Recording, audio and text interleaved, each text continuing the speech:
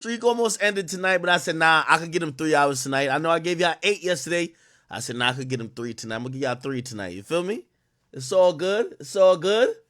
Hey, you know what's funny, too? You know what I mean? Since I just need a little bit of encouragement because I was like, damn, I ain't going to lie. Like, even though we watched a lot of 100 gigs yesterday, I was like, damn, I definitely shit it yesterday. Like, 8 hours. You know, I held it down. I think I gave y'all 5 the day before. I'm like, all right, cool.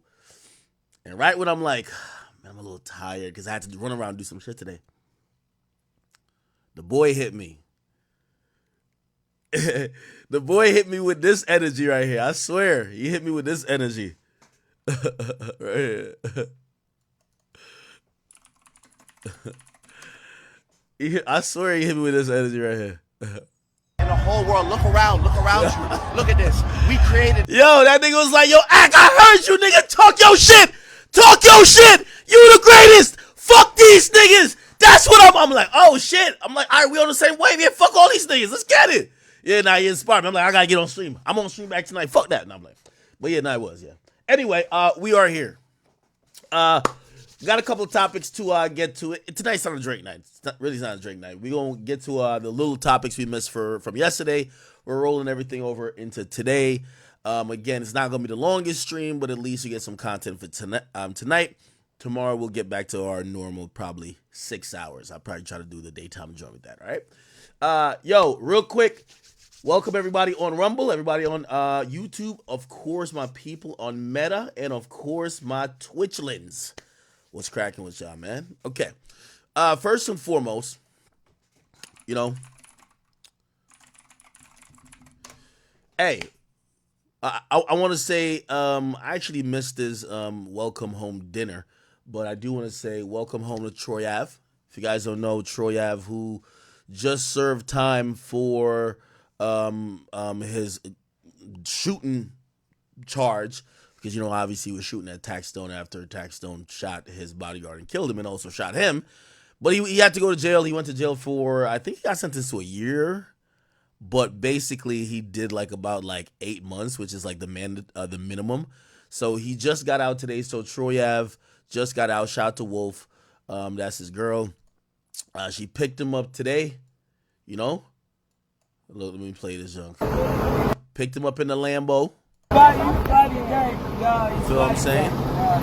Supposedly had $2 million in the car, cooling. So Troy Ave is back on the streets. Yo, I want to go straight to the airport. And I'm here to say I seen Mr. Taxstone been very bored. Been trying to, yo, my boy. You see, you the little nigga in media. You know what I mean? I'm what you when you about to go to sleep next to your bunkie. I'm what you tell him you could have been. I could have been Ak. I could have been as big as that. I could have been a success. Shut your stupid ass up, nigga. Me and you can't go back and forth, nigga. I'll compare with the nigga you look up to and who pay your lawyer bills. All right, nigga? So me and him will compete. I'm glad Troy is back. You and Troy got to keep going at it, okay? Troy, get back on this nigga, all right? He gonna be enjoying freedom. You enjoying 35. That's how it be, man. Anyway, Troy Ave is back on the streets. You know, yo, Troy, super hard worker. I got to give him the credit. All things aside with the tax stuff, I got to give him his credit. He was doing a podcast that was coming under the Academy, bro. I got to be honest with you, dog. The fucking podcast, like when he knew he was about to go in, right? When he knew he was about to go into jail, the nigga recorded about damn near 15 or 20 episodes. Cause he knew, it was a few weeks, he knew at any court hearing they were going to be like, hey, this is a sentence and you're getting taken in today. So literally, they gave us 20 extra podcast episodes. We didn't publish all of them because most of them weren't timely and, they were just, whatever. But, I definitely give him credit. The nigga worked a lot before he went in to make it almost feel like he was never locked up. So, I think maybe he did a year. I don't know. He definitely did at least 9 or something months. But anyway, he's back. One of the things with Troy, you also gotta be very aware of. Troy's not even, for a Troy level of success in music, you wouldn't think Troy lives as good as he lives. Troy got a Ferrari. Troy got a Lambo. Like, Troy got everything you'd expect a nigga who's really successful to have. And it's no like drugs and no dumb shit he's doing. Like, he's one of the dudes who, most independent artists, if they do it right, they're usually entrepreneur in and out of music, right? Like the quintessential entrepreneur in music is the guy who says, fuck going platinum and double platinum and only getting like 3% of that money. I'd rather just sell 100,000, but at least I'm getting 100% of that money, right? And, yeah, Troy's rich as fuck, but most of that's like real estate, restaurants, all type of shit. Like, what I mean? And the nigga been using his money or whatever he earned legally and invested it pretty good. That's why the nigga's over here stunned. You know what I mean? Nah, you know what I need? The fuck? You body that. Nah, you body that. Nah, you body that. Oh, man. Yo, I want to go straight to the airport. I nigga back on vacation. First day out.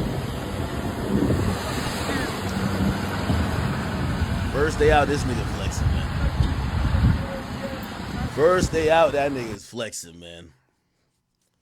The nigga only had one message for that nigga Tax Stone, and it was, "Dear hater, I won." This shit was sad. Anyway, welcome home to Troy Ave.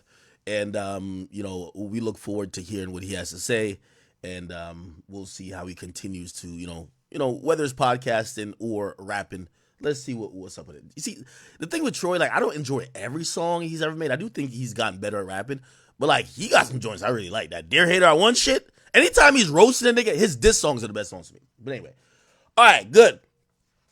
Welcome home, Troy. What else we got going on? We do got I'm telling you, we got a bunch of, like, not the biggest topics. We're trying not to, we're on a Drake diet today. Pause. That sounds crazy, but like really, we're just not just try to overdose on just speaking about Drake the entire time. There's a lot of things happening in hip hop. Oh, great. Let me actually get into this. Or should I not nerd y'all out so quickly? I want to get to that Russ. Remember what Russ had tweeted out? But I don't know if I should nerd y'all out a little bit too quick. Let me see. Maybe I get to some of the bullshit first. Yeah. I guess I could do that, right? Okay.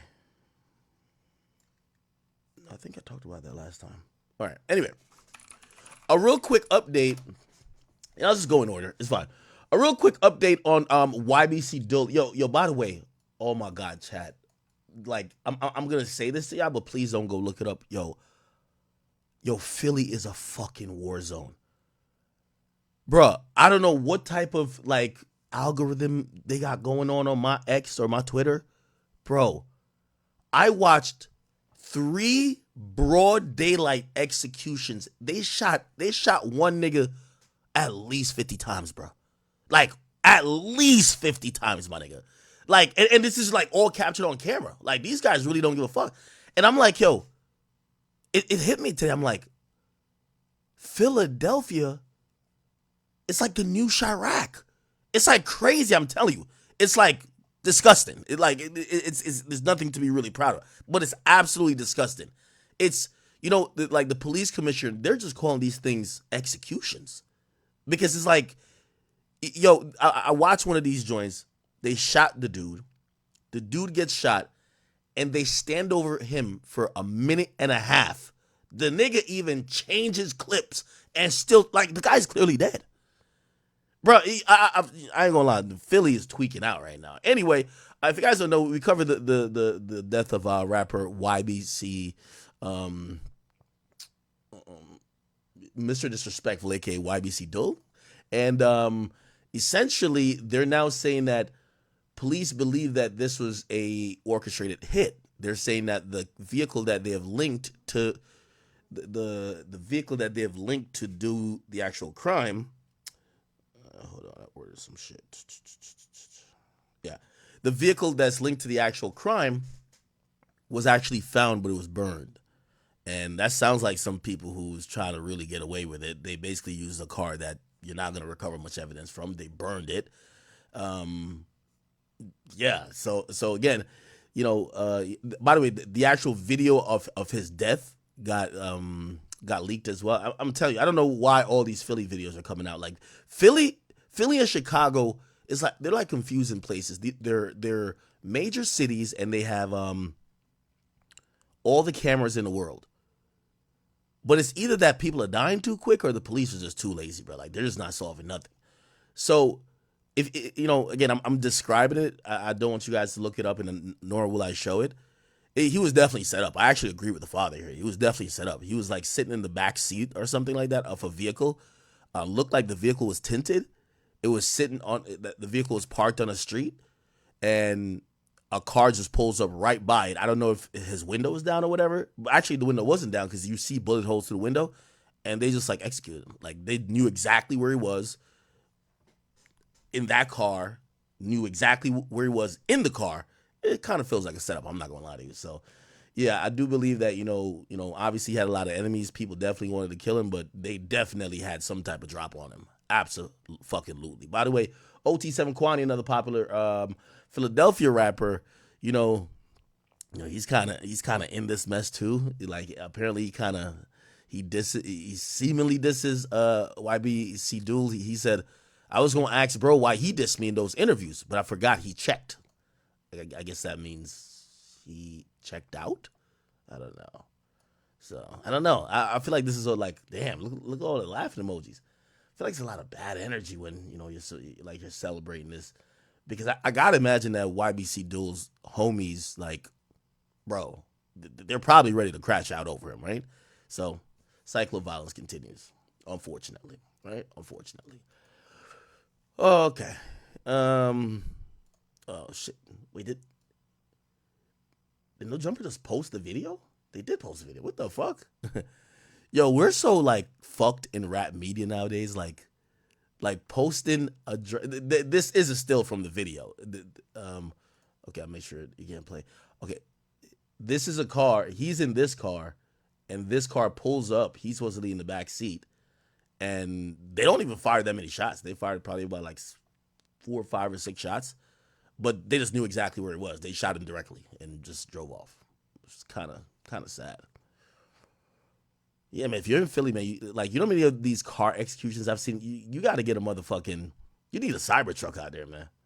Yo, Elon, man, yo, gift these niggas some Cybertrucks or something. God damn. Anyway, are the windows bulletproof on the Cybertruck? No, right? Oh, nah. So I guess that doesn't really help much. Okay. Really quickly, what was I going to get to? Oh, this was interesting. So, how many of y'all use the Telegram app, right? So, Telegram is like this, supposed app that encrypts your conversation with another person, and supposedly because it's a peer-to-peer type of thing, allegedly the Telegram server doesn't save messages, which people who are doing either crime or try to buy some illicit type of substances or whatever items, that's a more preferable way of communicating, because it's allegedly harder for the police to gain a copy of what was being said. Now, as we've seen over time, just like how we've seen with Silk Road, right? The guy who created that, in theory, this whole thing about, being like protecting the people who are using this thing and making it secure and whatever. It sounds good in theory, but then these places become corrupt and basically starts to facilitate full-blown crime organizations, right? Like, there's mad scammers that think that because they're conducting business via Telegram, they could never get caught. So obviously, once an app or once a website becomes starts to facilitate crime, you get the government and many governments that usually say, hey, check it out. Your app is like a conduit for crime. Could you change up what you're doing there, that you're not basically helping criminals get away with shit? And usually what happens is that company is in they're stuck between a rock and a hard place. Well, the reason why your app popped off is because people feel like they're protected. So you can't just announce to them like, oh, starting today, you're not protected anymore, right? So usually what they do is they try to just go usually put up a fight against the government or try different ways to kind of avoid, what seemed to be the inevitable, which is, the site or the app getting shut down. Anyway, the CEO of Telegram got arrested in France. Apparently, he went to France because he thought he was safe from, arrest or, anyone that doesn't like Telegram, any government fucking with him, except he still got arrested. I'll play a video real quick. It'll kind of explain what the fuck is going on. Telegram CEO arrested. Do y'all use Telegram? I've never really got into it. Let me see. Is there I'm trying to find like a decent video. Follows a warrant that alleged that Telegram's lack of moderation has facilitated illegal activities. The Russian embassy in France has demanded that Durov should be granted consular access and that his rights must be upheld. The embassy has claimed that the authorities in France, however, are refusing to cooperate. Telegram has said that its CEO has nothing to hide.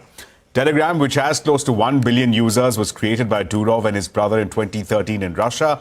After Russia's invasion of Ukraine in 2022, Telegram became the main source of unfiltered and sometimes graphic content from both sides in the war. The application is used extensively by Russian and Ukrainian officials, including Ukrainian President Vladimir Zelensky. Several countries in Europe, including France, have raised concerns about the app related to security and data privacy. Well, for more on this, for a discussion on this, The Russian founder of the Telegram messaging app, Pavel Durov, has been arrested at a French airport. Reports say authorities have been investigating a lack of moderators on the app, which they say allows criminal activity to take place. Our correspondent Will Vernon explains what we know about the arrest. Yeah, this is coming from a number of French media who quote sources in French law enforcement who say that Pavel Durov was arrested on Saturday evening last night at an airport near Paris. He'd apparently arrived on his private jet from Azerbaijan, and they're saying that he was arrested on the basis of an arrest warrant that was issued in connection with Telegram's failure to moderate illegal content and cooperate with law enforcement over drug trafficking, child sexual content and fraud. This is just coming from French media, we should stress. Of course, Telegram would almost certainly deny all of those allegations, but we'll have to see now whether he could appear in court today. French media are saying he could be indicted today, and of course, what the reaction will be. You mentioned that the Russian Foreign Ministry... Digital Services Act, its moderation is within industry standards. Illegal. Durov's arrest at a French airport by that nation's cybersecurity and anti-fraud units is an important challenge for free speech globally. Durov was born in Russia and has French citizenship. The Russian embassy in France said in a statement that it asked French authorities for more details on the arrest. Meanwhile, Telegram said in a statement, quote, Telegram abides by EU laws, including the Digital Services Act. Its moderation is within industry standards and constantly improving. Telegram CEO Pavel Durov has nothing to hide, travels frequently in Europe. It is absurd to claim that a platform or its owners are responsible for abuses of that platform. We're awaiting a prompt resolution of this situation. While Durov's lawyer called the charges, quote, absolutely ridiculous. Now, many have reacted to this news. Yeah, I mean, honestly, truth be told, it's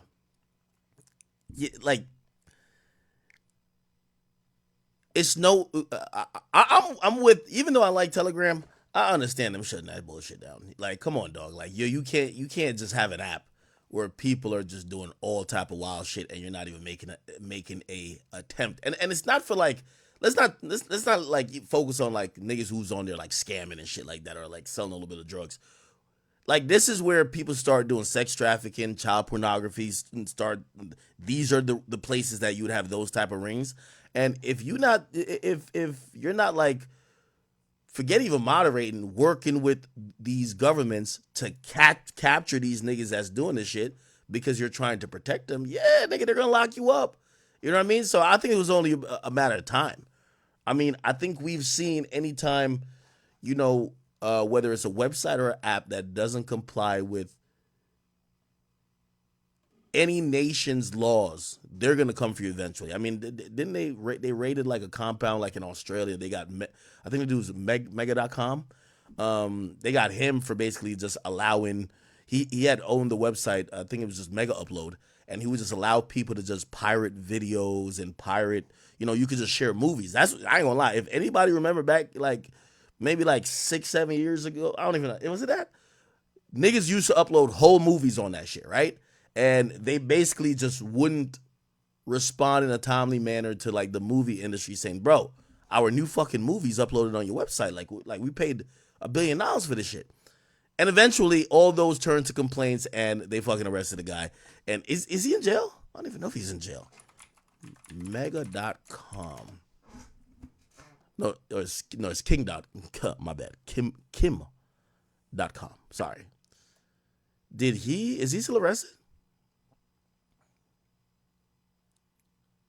He's free now, isn't he? Oh no. Just Google it. Is Kim.com free?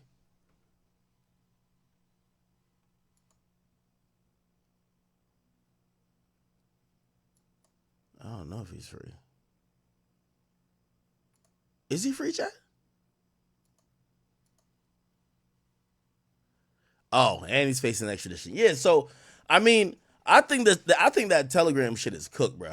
I ain't even gonna lie to you, dog. Bro, like, to keep it real, and all of these apps, we only get to enjoy them for a little while, man. Yo, you don't see that LeBron snitched on Stream East, got that shit shut down? That nigga LeBron was watching Bronny play in like the summer league, bro. He had a computer in his lap with Stream East like logged in. You know what I mean? A nigga was watching some bootleg like sports game, like he was bootlegging another sports game. Nigga, they shut that whole shit down, nigga. I think if you go to Stream East right now, nigga, that shit is out of here. StreamEast.com, right? Isn't that the website? Let me see.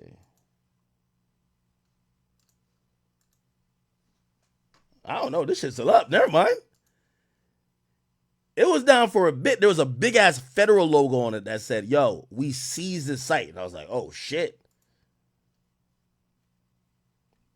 Yeah. Feds seize Stream East. Yeah, there was a whole thing about it. Yeah, this banner appeared. The domain has been seized. But they made they made an instant comeback. What? Anyway, shout out to Stream East though. I think that Telegram shit is gonna come down crashing. Bro, you just can't have a unregulated app. It reminds me of It just reminds me of Silk Road, and apparently this guy, if you hear about his wealth, like the guy's a pretty modest guy. Like he keeps all of his. He's I think he's worth like 500 million or maybe a couple billion or whatever. But he keeps all his money in crypto. He doesn't splurge too crazy. However, I don't think that, the feds give a fuck about that. And by the way, when I mean feds, I'm not only talking about U.S. feds. We're talking about federal authorities from any country. Because I think France is the ones who, executed their own warrant.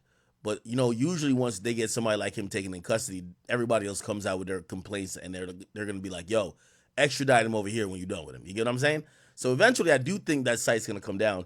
And I think all they had to do, and maybe I don't know too much about the app, all they had to do is just the major things. Just make sure niggas ain't having no child pornography ring on there. Make sure niggas ain't ordering murders on there. Just make sure we get it. People want to have these secret conversations, but you have to make sure they're not doing the most degenerate shit on there, which obviously a government's gonna care. You get what I mean? So it is what it is. It is what it is.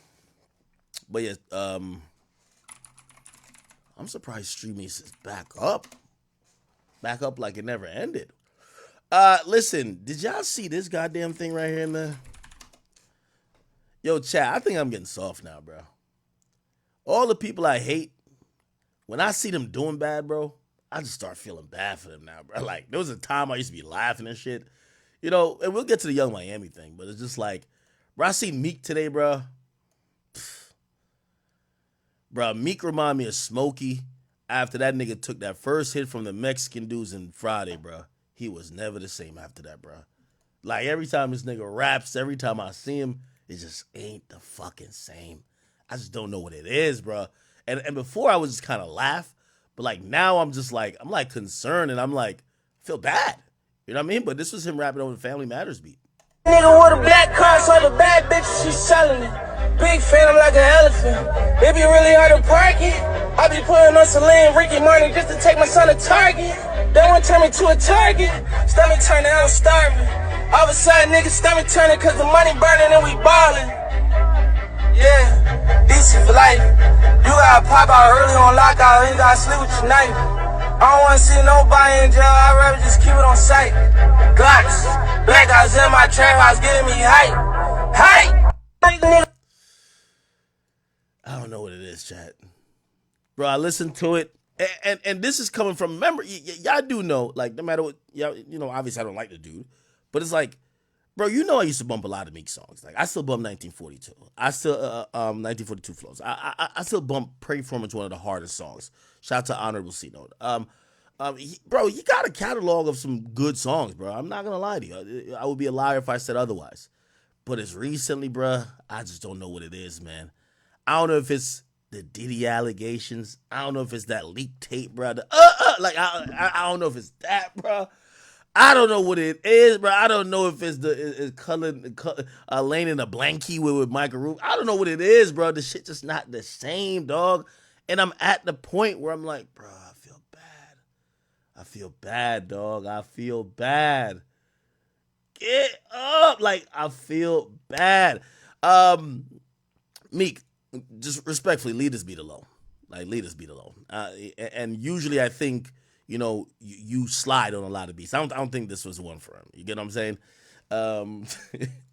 The comments were nothing but complimentary to him. Niggas said, bro ruined an amazing beat.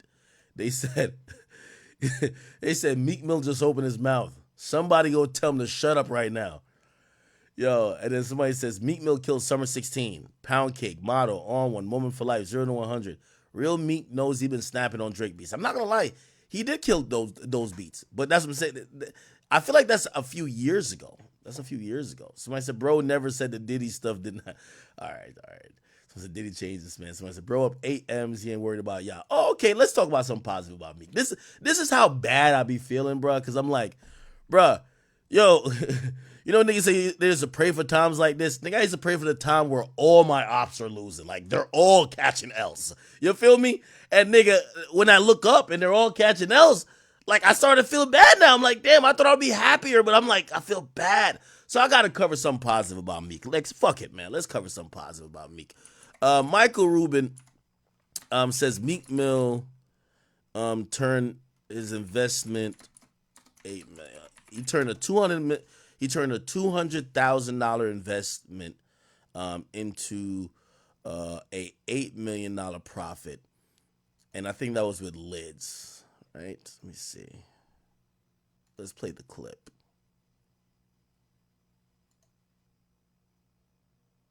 I'm always trying to help you. There's just so many businesses. If you think about it, like, look at Jay-Z. He's an investor in Fanatics. We own Fanatics Sportsbook together. We own Mitchell Ness together. Mm-hmm. You know, look at Travis. We're doing the collabs together. Look at Meek. He was an investor in Lids. By the way, Meek's single best investment in his life.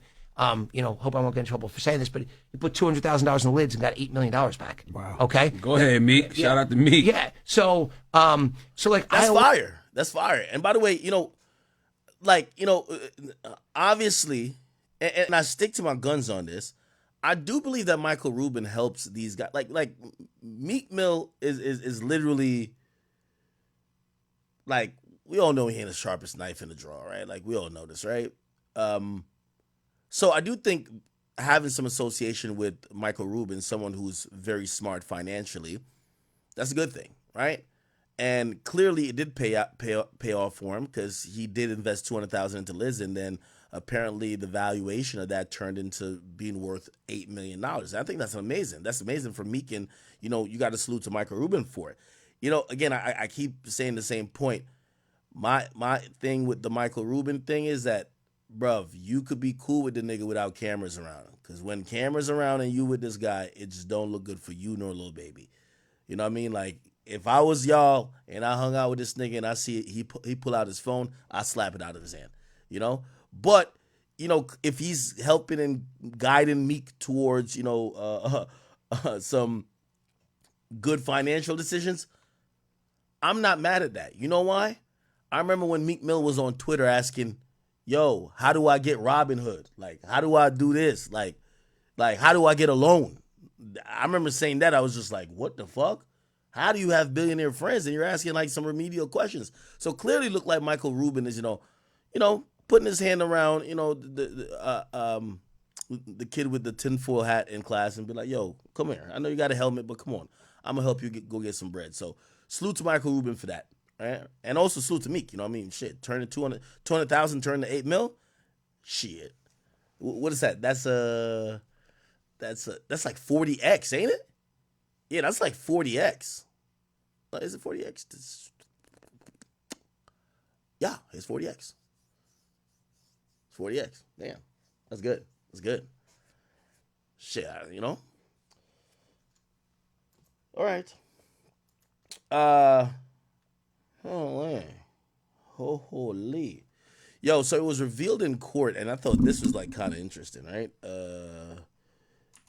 It was revealed in court that Diddy is actually a part owner, which I don't even know why people were so shocked, because even though Elon Musk owns the controlling interest in X, is no longer a public company, he did have investors, right? And it's not that he couldn't have afforded Twitter by, with his own net worth or his own wealth, but like he has a lot of money tied up, and rather than he did sell off some Tesla stock rather than liquidate everything just to like buy Twitter.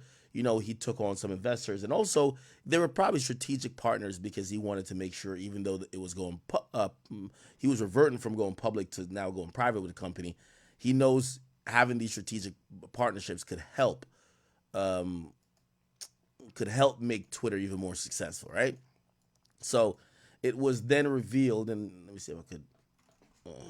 Diddy, Elon Musk. It was revealed in a financial filing. So following a federal lawsuit over Elon Musk's alleged failure to pay arbitration fees after his purchase of X, the company was forced to disclose its list of shareholders. The list includes entities connected to Sean Diddy Combs, Saudi Arabia's Prince Al Walid bin Talal Al Saud, as well as billionaire hedge fund manager Bill Ackman and Oracle's co-founder Larry Ellison. According to the Hollywood Reporter, the filing, which resulted in a victory for the plaintiffs, provides a peek into who financed the $44 billion purchase of Twitter in 2023. It says the company, of course, fought to hide the names of the investors, citing that no publicly held corporation owns 10% or more, but a journalist and reporters committee argue that Twitter/X position in the global marketplace of ideas necessitated understanding of the financial motives that could potentially shape the platform. I actually agree with whatever journalist that is. I think we should know who the investors are, but we get to find out that Diddy got some money up in there. Now, they didn't tell you how much. I don't think so, right? Here we go. What is this? Here it is. So these are the companies that have some interest in there. Is there anything that says Combs? Oh, Sean Combs Capital. There we go.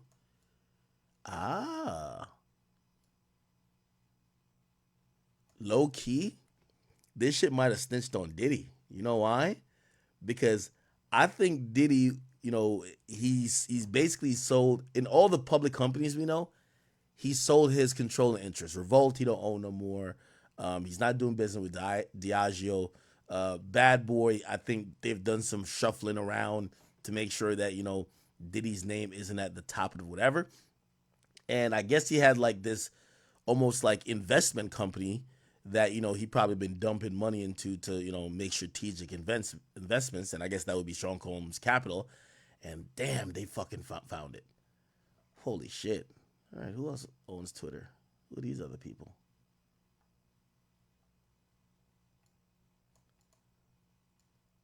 this is Larry. This is Larry Ellison shit right here. Who are these other people? I don't know nobody else. These are just like companies. But again, according to Elon Musk, no big company owns even 10%. Okay. Speaking of Diddy was seen on the beach recently, man. I don't know what Diddy got going on, man. That's what I think, personally, Diddy contemplating on going on a run. We seen Diddy next to every natural border. We see this nigga jaywalking next to the airport. We see him walking next to the beach. I think he's looking into the water like, I think I could be on my Elian Gonzalez shit. I could swim to Cuba. Like, I think this nigga's thinking about running, bro. We keep seeing him next to too many damn land barriers and borders.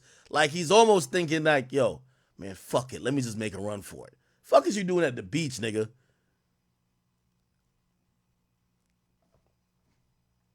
This is him, though. And this is, what do you call it again? Stevie J. Where's our stuff at? Either that or Diddy might be scouting out. The only thing you got to make sure, we don't know if he's scouting out the adults or the kids, or the men or the women. We don't know who he's scouting out. That's the thing. There's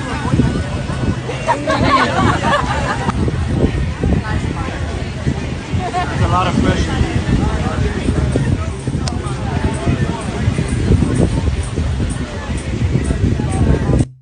Okay. Diddy in the field with it. I called him out.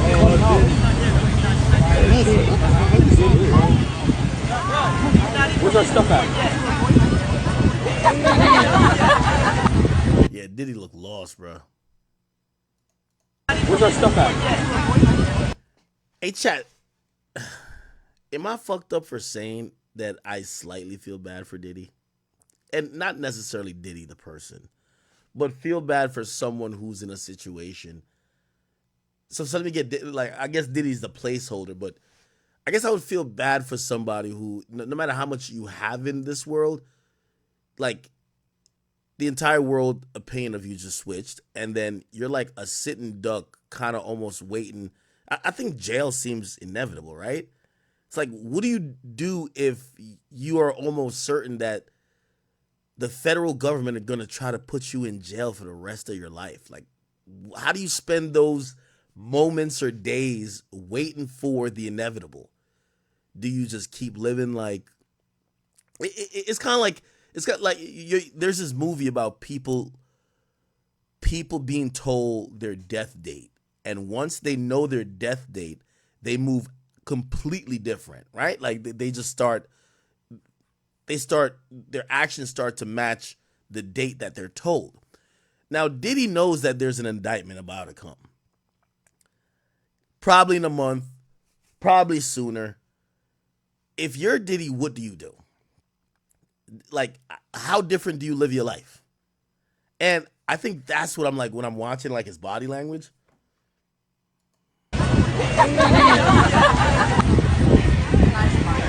He got a good poker face, though. I ain't gonna lie. Like, he still smiles. There's a lot of pressure.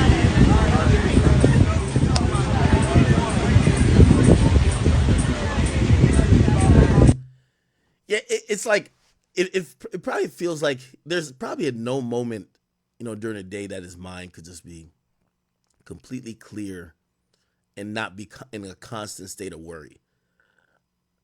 Like, let me ask y'all a question. Would you rather be in Diddy's position? Or say I'm gonna give you two scenarios. You got Diddy amount of money, right? Yo, you're basically sitting waiting for whenever the feds are gonna come lock you up on this indictment, or you're just chilling, enjoying your life, living life as normal, and they just pop up one day. But you at least weren't stressing about them coming. Because I do think Diddy is probably stressed the fuck out, dog. He gotta be. You'd want to know? There's no going on the run, bro.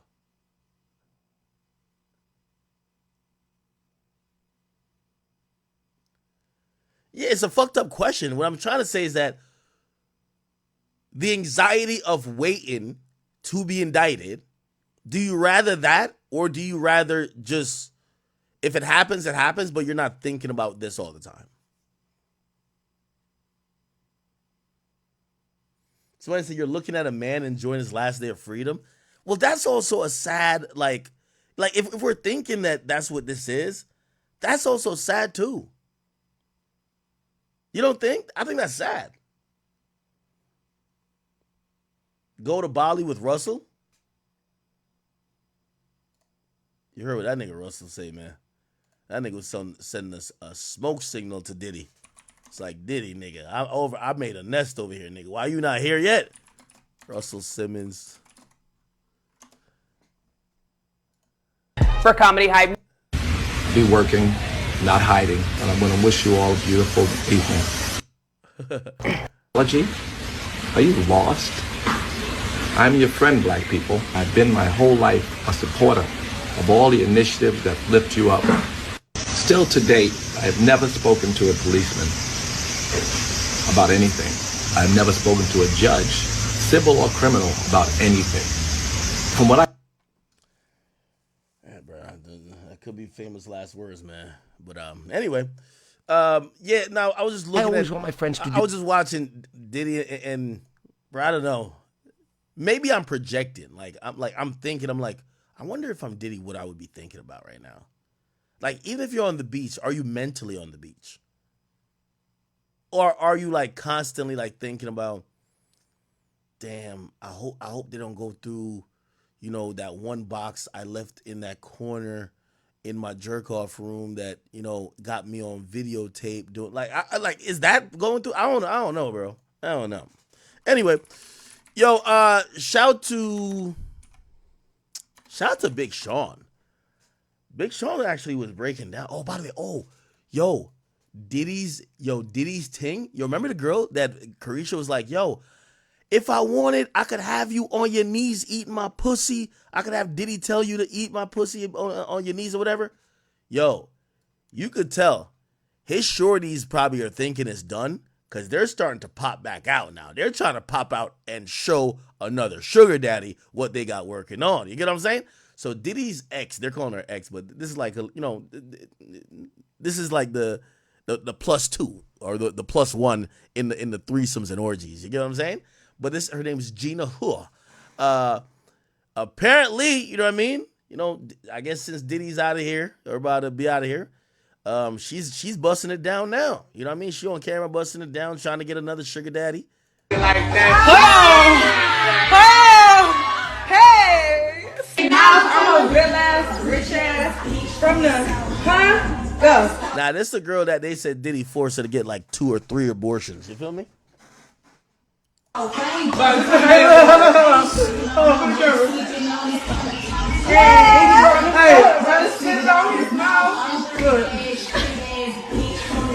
Sure, I'm gonna keep it a bean with you. This right here is exactly why that nigga had Young Miami. Nigga, Young Miami probably, yeah, that twerk was weak. This was listen, Saucy Santana twerk better than this. Hey, shorty, this why Diddy was fucking with Young Miami over you, gang. I ain't gonna lie, that was a weak ass twerk right there. I ain't even gonna hold you, bro. I ain't even gonna hold you. Like that. Hey! I'm a real ass, rich ass, from the, go. Hey,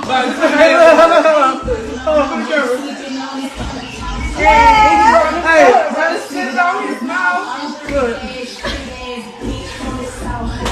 If you gonna have shit, get it up for breakfast. Let's get it, son.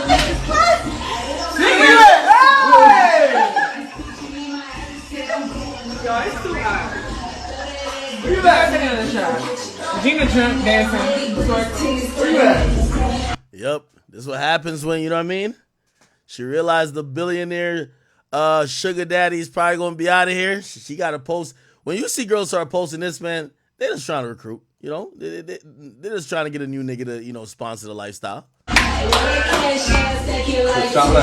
Real gutter, bitch, real. Is this mine? Yeah. No, it's. You ain't drinking yet. That's mine? You poured it. Hey, Tom, man, bro. Listen, man. Shorty, get out of this condo right here. These blinds even spell cheap. Yo, listen, you need to go link up with Diddy on the beach. You know what I mean? Get that nigga give that nigga the last couple weeks of the best pussy you could get that nigga. Hopefully he nutting you. You know what I mean? Maybe the nigga puts you in the will right next to Christian Combs or some shit like that. You over here fucking with these niggas in this small ass apartment. Is that a asbestos in the corner? Get out of here. Go get back with Diddy. Yeah, Shorty don't got no rhythm, man. Now I see why Diddy never chose her. Cause I remember watching the interview with Tasha. I'm like, she a cute girl. Like, why Diddy don't fuck with her? No rhythm, man. No rhythm. She one of them chicks you hitting from the back. Like you gotta actually like she not even arching her back. You over here like this. Like, yo, hold on, nigga. Like arch this motherfucker. Like, yeah, no fucking rhythm, man. Yeah, trust me. I knew something was up.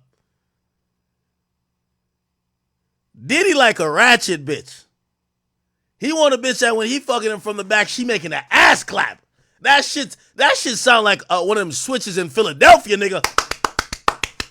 Yes. Shit look like a Juvenile song. Slow motion for me. You get what I'm saying? Like just seeing that the waves go through that ass. Her shit too stiff, man. That shit, yeah. She got a cute face, but she twerked that ass like she an Asian nail lady, bro. I ain't gonna hold you, dog. No way. I see why Diddy was just like, nah, I'm good. She was twerking that ass. Yo, she was twerking that ass like, yo, you ever see some of the, there was one time. So I go to a spa, right? I went to a spa before. One of my mans, like, he's like a spa pro. I've never got no happy ending type of shit like that. I think that's kind of weird, to be honest. But this man's a pro, and he love it, right? Now, first and foremost, because I asked the nigga the question. He's like, Act, trust me. He's like, nigga, like, when you in the spa or whatever, he's like, they're doing whatever. He's like, man, you got to get the whole package. They'll just like rub one out for you. And I'm like, bruv, the whole time I'm looking at him, I'm like, yo, nigga. So I remember, I was like, nigga, what spas are you going to? Because the spa I be going to, nigga, these bitches that come out to give you a massage, nigga, they look manly as hell. They got hair on their arm and shit, nigga. The whole time I'm looking at him like, yo, is this a lady? Nigga, there ain't no bad bitches at these spots. These bitches built like SpongeBob SquarePants when, like, I don't know what the fuck. But that nigga was just like, that nigga said, it don't matter what they look like. That's when I was like, you got it, gang. You got it. You a freaky ass nigga. You a freaky ass nigga, bro. You a freaky ass nigga. Now, I didn't do it, but even if I was about to think about doing it, this is what I realized. I learned something about me. I ain't gonna lie, bro. Like, I'm more of like a face guy. Like, nigga, if you look too rough in the face, I can't, bro. Like, no way. And also, truth be told, I told y'all before, as I told y'all, I never paid for pussy before because, like, nigga, if I ever had to pay, my dick would not get hard. What the fuck is this? Okay. But yeah, no. That's the vibe Shorty give me here, man. She give me sandpaper, like, you know what I mean, like, the nail lady, or one of them chicks that you be seeing in the massage parlor, man. But anyway, I see why Diddy never gave her no goddamn kids. Gina, you got to get your twerking a little bit better, Shorty. Anyway, I was really trying to show my man Big Sean. This nigga is hollering. Yo, Sean, what's going on with you, brother? My boy Big Sean hollering on the gram, bro. I'm gonna take my time. The whole concept of the album, though, is like better me than you. So it's like when you go through your shit, it's like you the one who can handle it. So that's the concept of the album. So that's why I always remember, like, because it gets hard, your faith get tested for sure.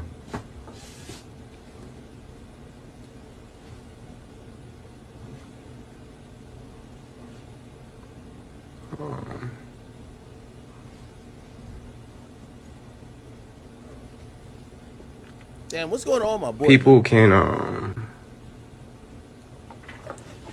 you know, when you make art, you put your heart into this shit, so.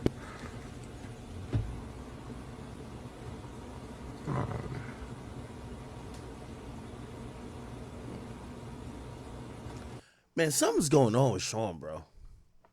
Sean's a very talented artist. I think he makes really good music.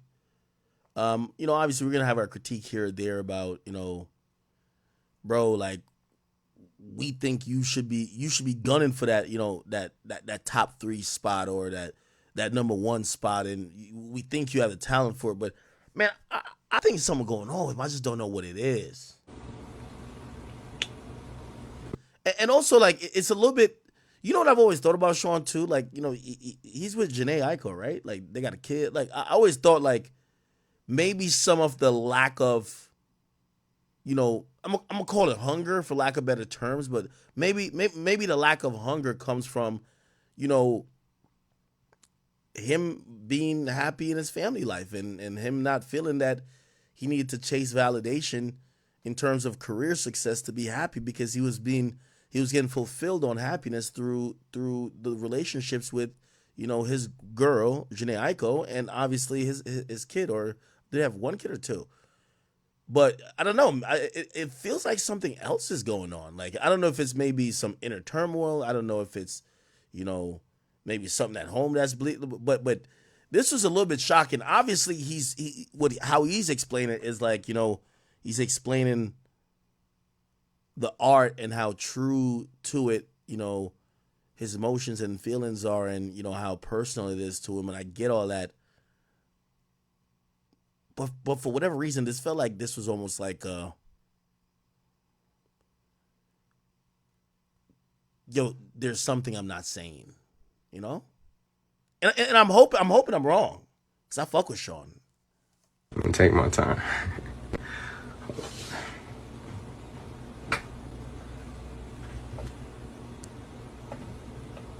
Yeah, nah, he's shedding tears, bro. Something's going on, bro. Bro, anytime you get to the point that you get on camera, you get overwhelmed with, like, emotion, whether you're drunk or not, that shit been on your mind, bro. That shit been on your mind, bro. I'm telling you, that shit been on your mind. That shit been on your mind. I'm wondering what it is. Somebody say he's depressed. I mean, clearly something, like, I don't want to just say, because I think depression's a clinical term, but, like, something is bothering him, man.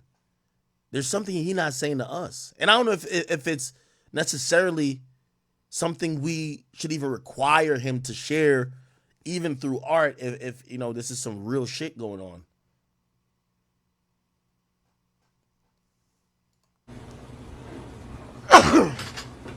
Also, I don't think Sean is one of those people who hops online and does a Tyrese. No disrespect to Tyrese. I don't think he's crying on camera for sympathy. I think this is some genuine shit.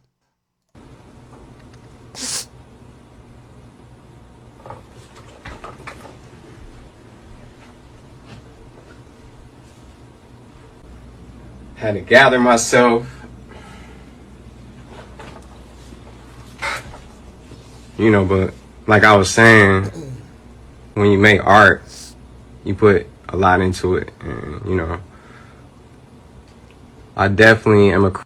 Yo, in moments like this, and again, I'm just like spitballing here, right? Moments like this is where I also wonder, where is his girl? Where is the people that love him?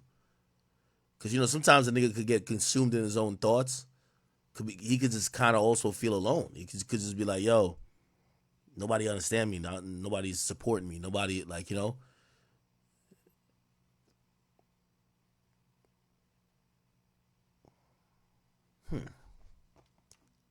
Chronic overworker, overthinker, and I've been dedicating a lot of my life to it. And I don't really try and read into what people ever say too. It's like, it's hard because you do care about your so.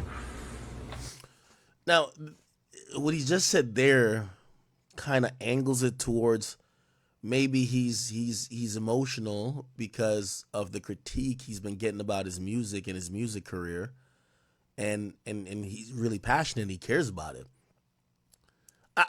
me personally, I think that's part of it, but I think there's something bigger, bro. There's something bigger that's bothering him, bro.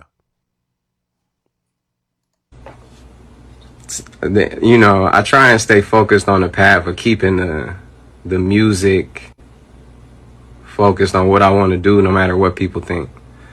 So it's like sometimes if you read into too much shit, like the internet could suck the fun out of just anything you do. So it's just like as an artist, expressing yourself is just important to me to stay on that path and take my time. I see some people say, nah, he's doing this just because he fell off. I'm like, nah, bro, I don't think so, man. I think there's something else going on.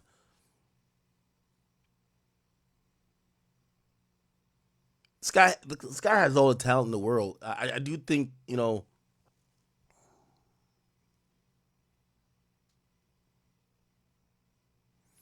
do you think him and Wale kind of maybe suffer from similar things? Like, for example, Wale has a lot of talent. Well, I always thought it was the likability factor that people never really gave him sometimes the props he deserved and whatever. But also, do you think, you know, if we're thinking that maybe whatever Sean is going through on a mindset level, or maybe just dealing with criticism, or just dealing with, you know, maybe coming up short, no Diddy, maybe that's what's got him emotional type shit.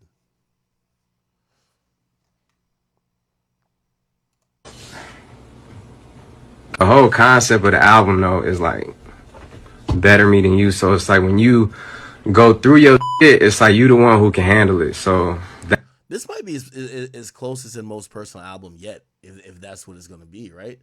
Because it looked like something's on his mind, and he looked like he's trying to put it through music. General Surgency, thing for the 20 says, being the best, but being slept on for so long will do that to you. No way Drake, Cole, and Kendrick should be getting mentioned without them. I always thought it was Drake, Kendrick, Cole, and Sean, and Wiz for this generation. That's passing now. I don't put Wiz in there. Like, no disrespect to Wiz. Like, first of all, Wiz can't rap near to Drake, Kendrick, Cole, and Sean. Nah, I wouldn't put Wiz in there, but I kind of agree with you though.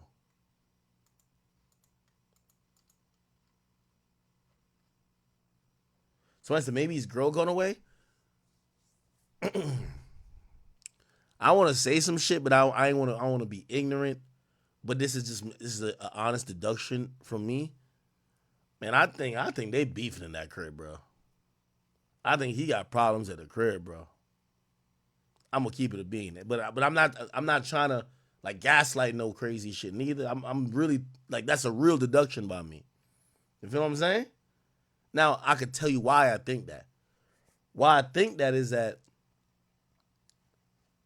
I think part of it's the music, and I think, you know, I think they're beefing up in that crib. You know why? Just knowing how women are, bro. Once I seen that nigga on with Charlemagne, and actually this shit made headlines, and it made what do you call it again? It made Shade Room. Big Sean on why he doesn't marry Jhené Aiko. Nigga, you know, nigga, they haven't gotten married in 8 years, and he said there was work to be done. Nigga, if you don't think they were beefing like Bloods and Crips, BDs and GDs when he got home, nigga, when she seen that, nigga, you think any woman want to hear you go on a fucking interview and say after 8 years and somebody say, hey, are you gonna ever marry her? We still got some more work to do, nigga. Nigga, he probably walked in, nigga, got a hot iron thrown at his head, nigga, pots, pans, all type of shit, nigga. It was beef. Trust me, gang. I'm telling you, bro. Bruv, I'm telling you. Nigga, I'm telling you, bruv. Nigga. Nigga, you know how these girls are. Nigga, she probably seen that trend on the Shade Room. Let me see if I can see it on Shade. Nigga. Once I seen that, I'm like, yo, this nigga, he ain't gonna sleep for 3 weeks. He ain't gonna sleep for 3 weeks.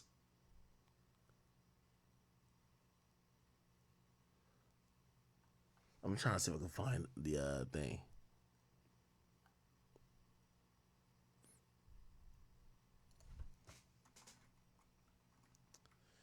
Janae Aiko, Big Sean, the Shade Room. I'm trying to.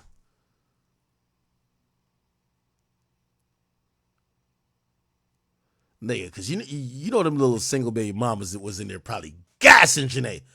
This is why we don't fuck with these niggas. All they do is waste your time. Let me see. I can't find it. Why the fuck I can't find it?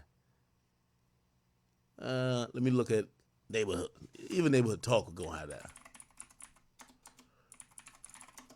So that's what I was thinking. Why is this article popping up all the time? Talking about Janae Aiko was a downfall of Big Sean's career. Do y'all think that?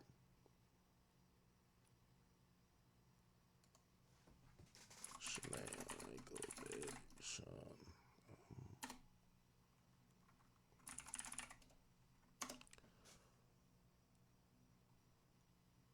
I'm trying to see if I can find it. I guess Shade Room IG, no?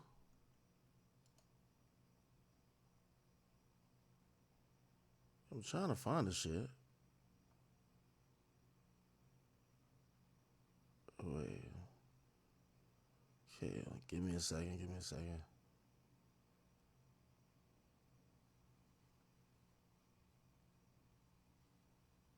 Alright, nigga, I can't find it. Anyway, page 6 got it. God damn, they hating on my ad blocker. Alright. This was a clip. It was on Charlamagne's show. Oh, right here. Here we go.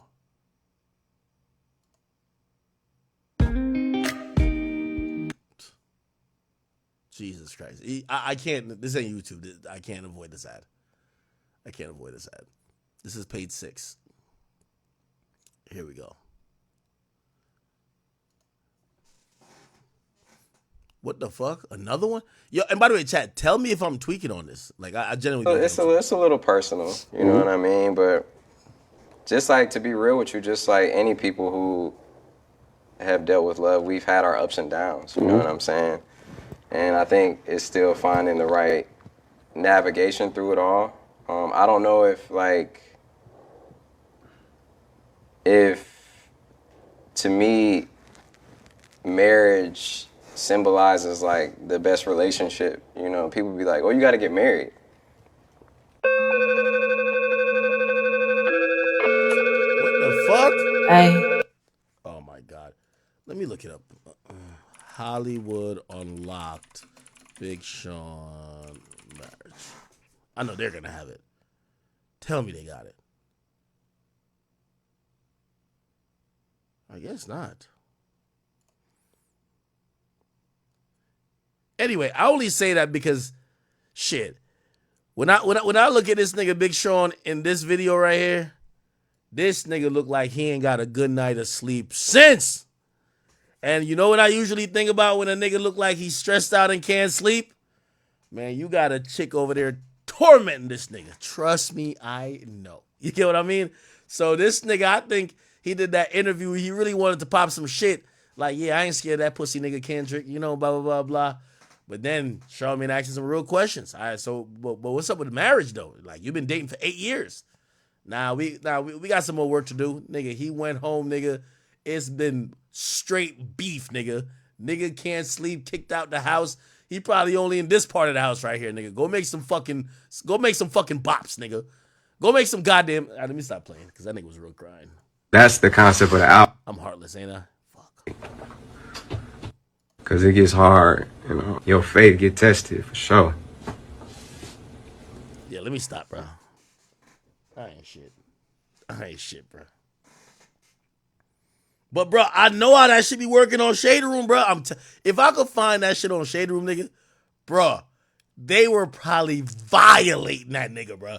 I gotta find it just for the comments, bro. Jesus, I just need to find it for the comments, dog. When was that Big Sean shit? It was like years ago, ain't it? No, well, like weeks ago, wasn't it? I'm gonna find it. Big Sean, let me see. What the fuck? I just want to know what date it is that I could go back to that date on the Shade Room shit. Okay, this is August 5th. All right, so I'm going to go down to August 5th.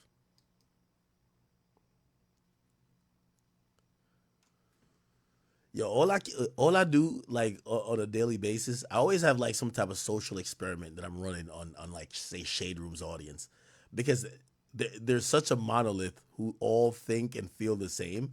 Because really, it's kind of like it's the same swath of the demographic, mostly disgruntled, well, mostly baby mamas who not with their child's father. All right, we're getting there. Fuck, a lot of scrolling. Damn, these niggas post a lot. You say you think Janae Aiko cheat? Yeah, Janae Aiko don't treat me. She don't come across to me like a cheater. Not Janae. Okay, here we go. All right, we almost there. We almost there, people. We almost there. Yeah, all I want to do is just read the fucking comments. What was it? It was August what? Like, let me just scroll slowly now. Where is it? Where is it? I know it's on this bitch. Give me a second. This was during the Olympics, right? Got Uzi post. Where we at with it? Oh, nah. We should have passed it then. What the fuck?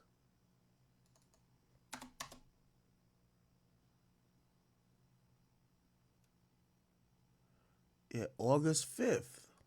So if this is August 3rd, let me go up a little bit more. Just tell me if you see the Big Sean post, bro. I know it's going to be on here.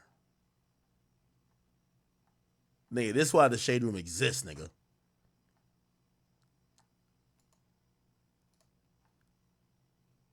This is exactly why the Shade Room exists. Is it not here? What the fuck? Yeah, I don't see no post about Big Sean. Yo, somebody send me a link, bro. Cause I'm getting obsessive now. Like, no way I did all that scrolling not to find nothing. I'm tight. No way I did all that fucking scrolling for no reason. Oh, I'll talk about me and Young Miami after this. Nigga, I gotta find this comment section, bro.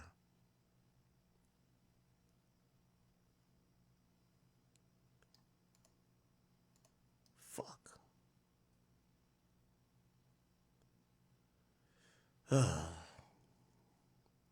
They didn't post it? Yeah, all right. Yeah, I'm on Hollywood talk. Hollywood, I mean, Unlocked. Somebody got to have it, bro. I just want to read the female perspective of that and see how badly they roasted this nigga, or roasted her. Really, that's where the beef starts. You know, you and your girl be good, right? Like, even if y'all got some type of interesting agreement or situation, it's only when her hating ass girlfriends or the fucking internet or a similar situation happen online. Now it's like she acting brand new. Let me see if I can find it. All right, it's coming up, or it should come up soon.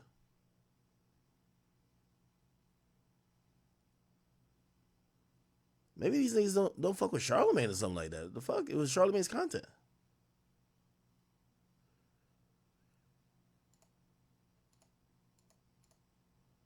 All right.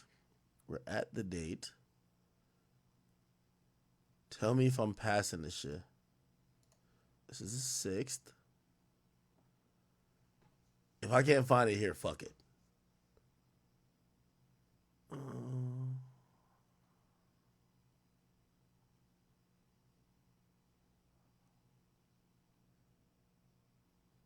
I retarded? Okay, this is the 5th.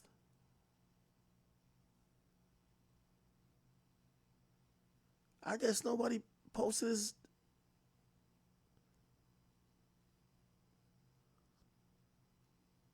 Nah, these pages are slacking. Am I tripping, chat? Aiden's calling. Tell Aiden text me if you trying to call me.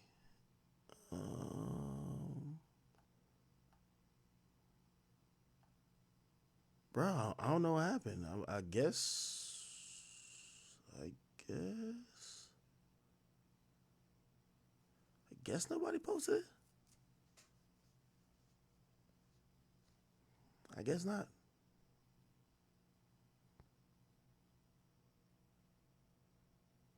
Guess not. All right, whatever. I hate when I get so obsessed over some shit. That's why I'm still scrolling. All right, it's over with. All right, anyway. Yo, chat, pretty much. So today, Young Miami tweeted at me. Young Miami actually tweeted at me today, and her tweet said, "Let's do Carisha Please Season 2 Academics. I would love a sit down from my POV. Everyone POV is important." I responded back to her. I said, "I'm down." And she then said, "Hey, by the way, we started DMing, and I'm 100% going to do this." Now, there's a few, I know there's some obvious questions. I've seen a lot of people say, "Yo, Ak, you're getting set up, this, that, and third." And it led me to wonder if y'all haven't seen the content and the type of stuff I've been doing this entire time during my career. I've sat down with more dangerous people than Young Miami. Okay, I've sat down with killers. Some of these people might be serial killers. I've sat down with a lot more dangerous people. And again, this came after when I watched what Joe said to her, and I had said a couple words to her afterwards. I really realized that we were talking past each other.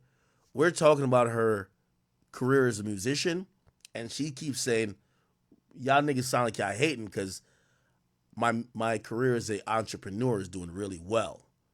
And we were talking past each other, and I was just like, yo, we could keep slam dunking on this young woman at this point, or I think the best way is like we just either ignore her, and I guess she'll ignore, whoever, or we just talk to her.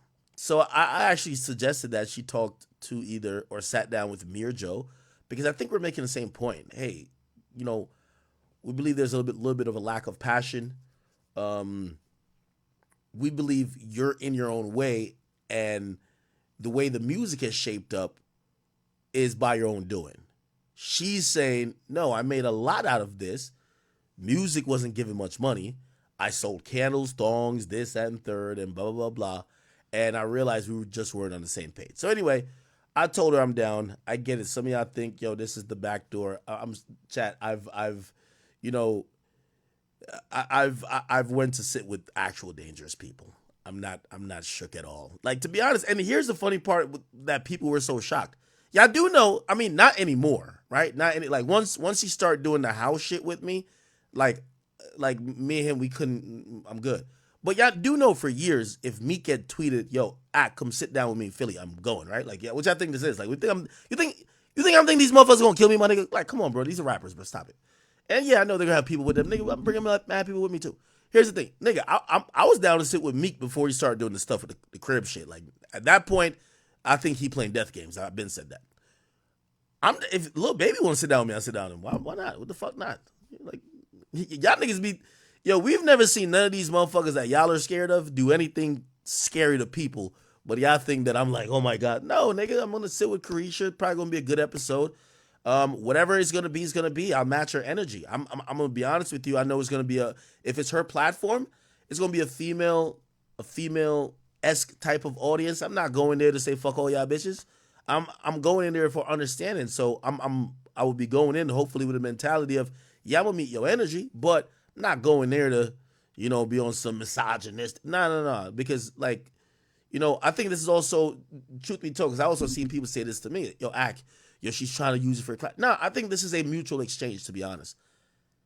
I think there's a huge audience of women who misunderstand me. Like, they only see me on Hollywood Talk, Hollywood Unlocked, the Neighborhood Talk, and Shade Room with a minute clip of me roasting somebody, so they have the opinion Ak is just this bully that is just hating on women. He dislikes women, right? They don't know that I kind of have the same perspective to men who do the same things.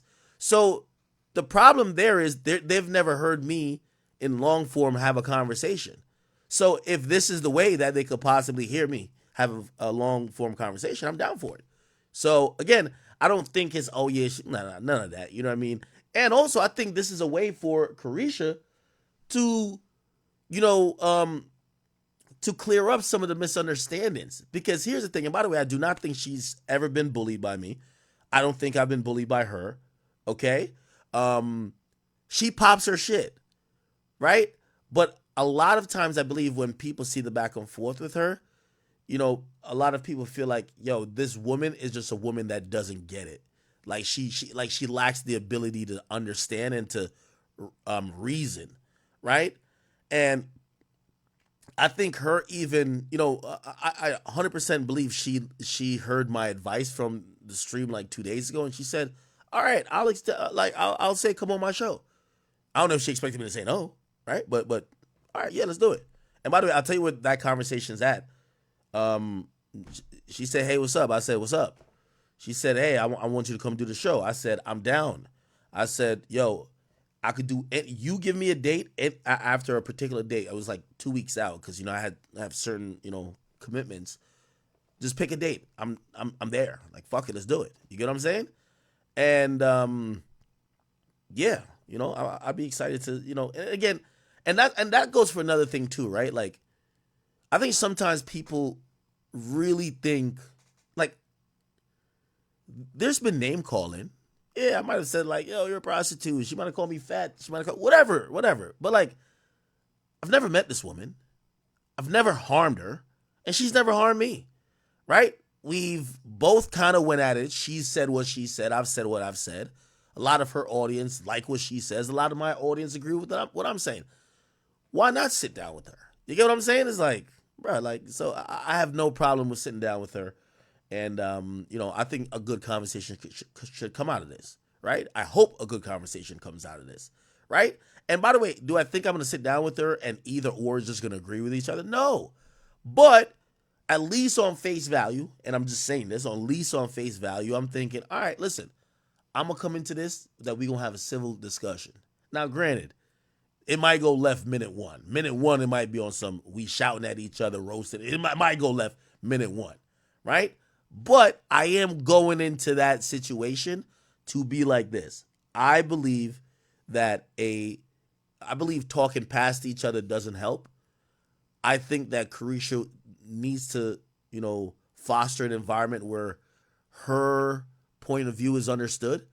And I do believe, for me, people should know that, like, yeah, while we've had some ad hominem attacks at each other, and it's gotten personal a bit, I'm not just here just to hate on her because she's a woman. That like, if you think like that, you're like remedial, right? Like, I'm the type of person who watches 6 hours of Drake just recording vocals, right? So it's like I'm a person who, I would have the same type of energy for other people. I mean, shit, I have had it for other people who are men. Most of them have just like fell out the spotlight though. I've kind of gotten that even ugly got about this, about just, I call it laziness, but that's him just falling back. Shit, by the way, ugly got it. He wants to have a conversation soon. Yeah. So again, I think only good things could come from this. And at the very worst,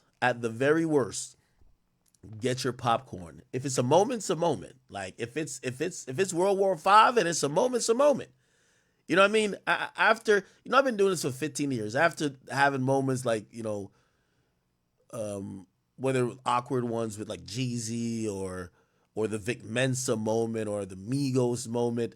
One thing I've learned in life is that don't turn the moment down.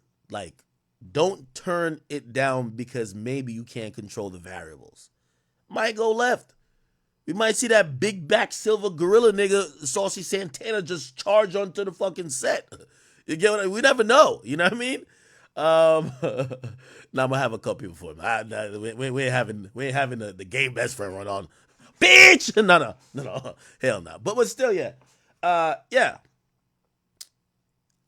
when I suggested doing this, I said, yo, you could do it either with Joe or me. I'm down. I think she offered me the invite because I think she looks at me as her biggest hater. And by the way, the beauty of this too is that I'm gonna go into this shit super prepped. So it's gonna be a good time for me no matter what, right? But I do think she looks at me as like I'm her biggest hater. Like, yeah, he's the guy who's been probably spreading the most narratives that hasn't really helped me. And if I could either maybe not change my mind, but if I could, I don't even know how she's looking at it. She might be looking at it, well, I'll just make him look stupid. And if I make him look stupid, that'll do a lot for me. Or she might be like, well, if I get him to understand, maybe a lot of people who think like him will be able to understand, and that could, who knows, all right? Who knows, man? Who knows? I see people saying, don't do it.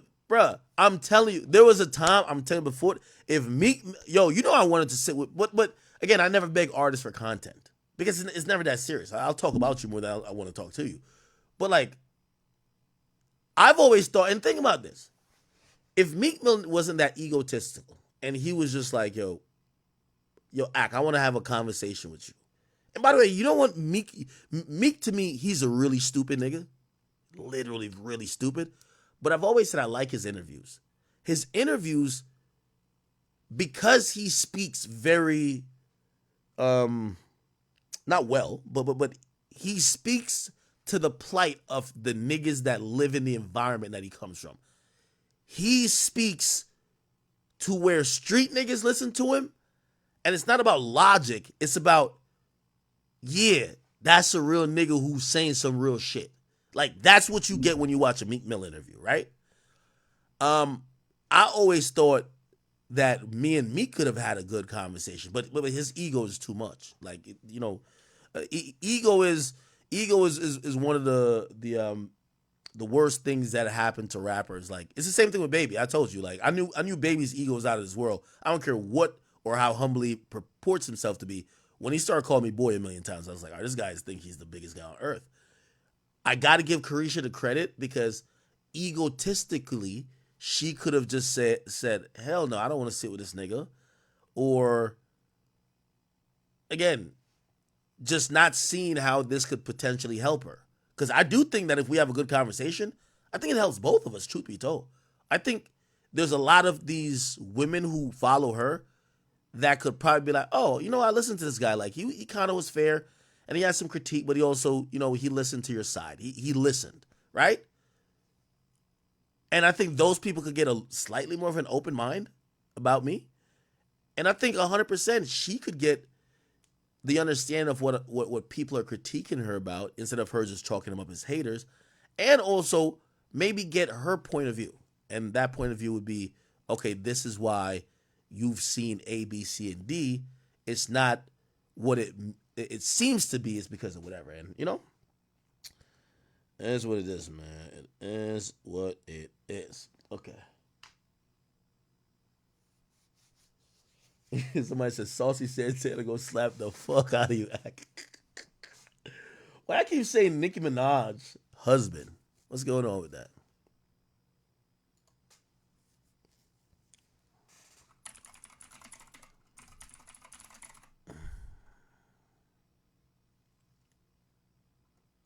What about Nicki Minaj? I'm not annoyed by Meek. No, I just like, I just like calling him stupid. Just because I really think he is. That's like, I don't go in on Meek no more, really. I just like calling him stupid. Just because sometimes you gotta really let a nigga know that, you're the dumbest nigga in every room. And that's the, it's like, it's kind of like reverse bullying. Like, back in high school, a nigga like Meek would think that he'd be bullying me. Now in life, we bully him for being dumb. You're just dumb. Shut up, nigga. You should have paid attention in class, okay? Anyway. Why we say Nicki Minaj husband? What's going on with Nicki Minaj husband? Could y'all tell me why we're talking about Nicki Minaj's husband?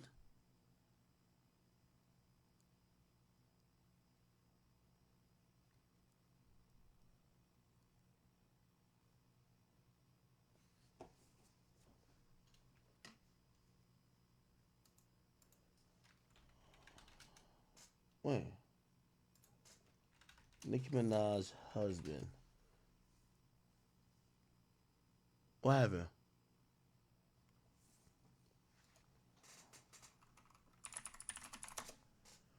Okay.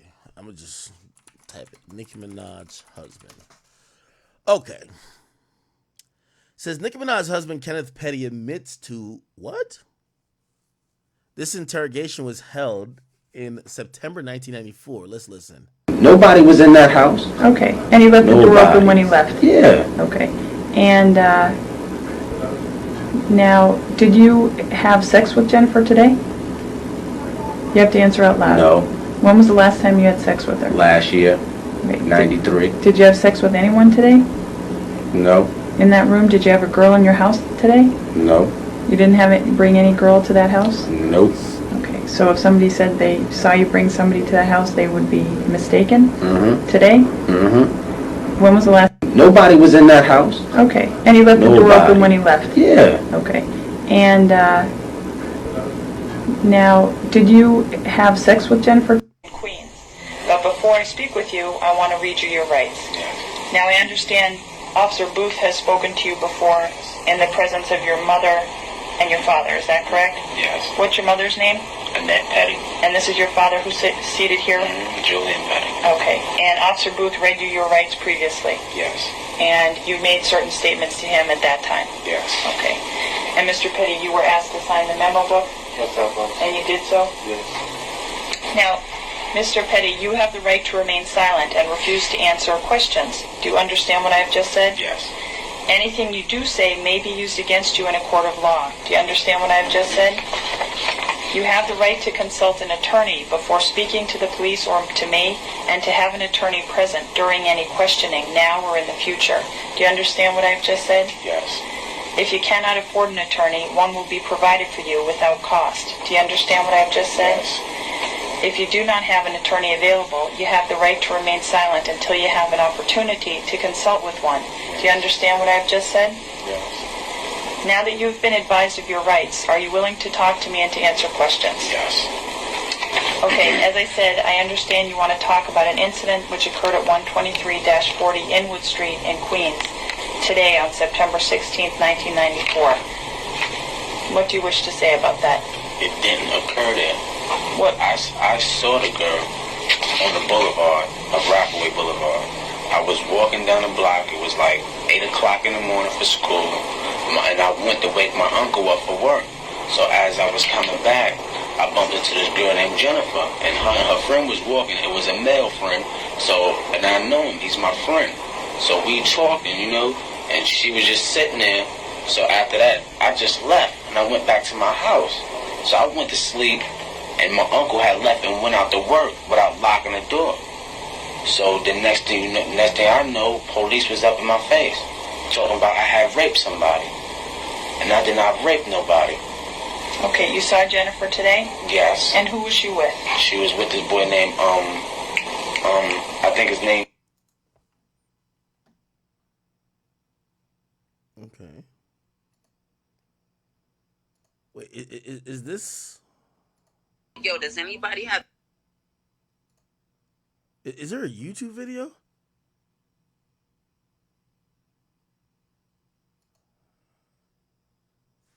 What is all this?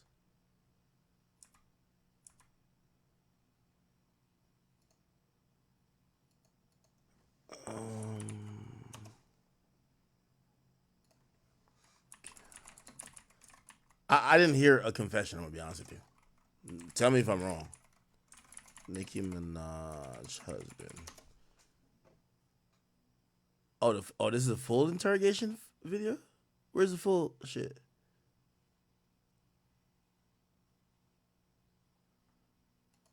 Oh, shit, I put the wrong thing. An incident which occurred at 123-40 Inwood Street. Understand what I've just said? Yes. Anything you do say may be used Of Rockaway Boulevard. I was walking down the block. It was like 8 o'clock in the. I know his first name is You have to answer out loud because the. Nah, just leave it as that. And I just kept on walking, cause like no longer than like a year ago, This happened again like this. What 'Cause happened? I had, you know what I'm saying? You know, like I had sex with her. Put it like that, and something went down like last year. She was like, she just don't want to mess with me no more. And I must have said something wrong, got my face today that must have made her upset enough for her to call rape on me. Because I did not touch that girl, man. Well, you had sex with her before, you said. Yes. When was that? Last year. And did you have a relationship? Yeah, it was a little relationship, you could say. Like how long? It was like 2 months, 3 months. Okay, and what happened when that relationship ended? We just stopped speaking. She had went down south and I had went down south. And we both coming back this year. Okay, how did you break up? Were you friends still, or you weren't friends, or what? She was messing with this other guy, and he got killed on Rockaway Boulevard. How old was Kenneth at this time? How old was he? This kid named Corey she was messing with. He got killed by somebody, I don't know. The next thing you know, she just felt like, you know, like something was wrong. So I was like, I'm just gonna leave you alone, you know? You feel you need your time, your other friend you had, you was messing with him, he had died, you feel, you know what I'm saying, messed up. So I ain't even going, you know what I'm saying, go through it like that. That's what caused you two to break up? Yes. A year ago? And did you see each other during the course of this year? Yeah, we saw this year. We saw a lot. So mostly every day as she was going to school. Because I was supposed to be going to get enrolled too. Where? At John Adams. Okay, but you're not enrolled yet. Mm-mm.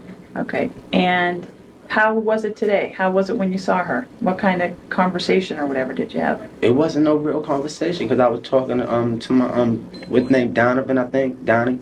We was talking about the basketball, how we was gonna try to go. I was gonna get up in the school and try to play for them. You know what I'm saying? Mm-hmm. And next thing you know, she just came out her face and said something, and I said something to her, like, you know what I'm saying? And that was that. I walked. What did she say? I think she said, you ain't gonna get up in the school looking like that. And I think I said something like, what? And then I just left. I know, well, hold up, no. I said, as a matter of fact, I said, I hope you're not going nowhere where I think you're not going. Because she was with him. And I was like, all right. So I just left. And I went to my house like, it was like no longer than a half an hour later, probably so, because I was asleep. And I was looking at the time and I went to sleep and woke up. It was a light in my face. And I'm like, hey, let me get my shirt. You know? And that was when the police were there? Mm-hmm. You'd say it was a half hour after you saw her? It had to be. Like a half hour out. Do you remember what she was wearing? She had to have on some green pants, a white shirt, and kind of sneakers. She had on some Fila sneakers, be exact, and a little blue. Hey, Chad, I'm trying to hear where he confessed. Like he's clearly admitting to having sex with the girl. I don't know how old he was and how old she was. That's a whole nother thing in itself, right? Because if he was overage and she's underage, you know, that's the thing. But I'm trying to, you know, the R word, I'm trying to, you know, kind of deduce from his story, and if there was like a confession or anything. Doing something color bag on her shoulder. Okay, what were you wearing? This what I got on right now. You were wearing this Apache t-shirt when you saw her? And shorts? Are those shorts? Gas shorts. And sneakers. Okay. And now, you live at 12340 Inwood Street? Yes. How long have you lived there? All my life. And which one is your bedroom in that house? Right upstairs. Right as soon as you walk upstairs, right there. My aunt sleeps right there, and I sleep right there. Okay, was your aunt home today? No, she had just left. Was anybody else home when the police came? No, my uncle had. That's how the door was open. The door supposed to have been locked, but my uncle went to work and he don't have no keys. So when he come out to lock it, so he just left the door open. You can even ask him. Nobody was in that house. Okay, and he left the door open when he left. Yeah. Okay, and now, did you have sex with Jennifer today? You have to answer out loud. No. When was the last time you had sex with her? Last year. Okay. 93. Did you have sex with anyone today? No. In that room, did you have a girl in your house today? No. You didn't bring any girl to that house? Nope. Okay, so if somebody said they saw you bring somebody to that house, they would be mistaken? Mm-hmm. Today? Mm-hmm. When was the last time you had a girl in that house? See, it's a long time because really my grandma just went down south with somebody that passed. One of my aunts and stuff. She don't allow no girls in there. Okay, where did you and Jennifer have your relationship when you were having a relationship? Oh, we was at my other friend's house. Where's that? I think it was on 147 on Rockaway Boulevard. And what's that friend's name? Jamel. And you and Jennifer would go to Jamel's house? Mm-hmm. And that's where you had sex? Mhm. Did you ever go to her? You have to answer out loud. Yes. Did you ever go to her house? Yeah. Yes. Did you ever go to her house and have sex Oh, there? no. Okay. Did you ever bring her to your grandmother's house and have sex there? No. Never? Never. Okay. Now, when the Officer Booth saw you today and he asked you how Mhm. old you were, you told him you were 14. Mm-hmm. You have to answer Yes. out loud. Okay. How old are you? I'm 16. So you lied when you told him you were 14? Yes. Why did you do that? Because I didn't know what was going on, man. When was this? Today. Okay. What do you mean you didn't know what was going on? I didn't know what was going on. Why should I tell him everything when I don't even know what's going on? I'm trying to ask him a question and he like, how old are you? No, I was like, I'm 14. Okay, but you're stating that you did nothing wrong today, right? Yes. Okay, but you lied when he asked you how Yes, old I you were. did lie, yes. Okay. And you've been arrested before? Yes. And you know that they ask you those questions Yes. for certain reasons? Mm-hmm. Yes. Okay. How long have you known Jennifer? Ever since preschool daycare center. Okay. And just to clarify, what's her last name? It's her last name.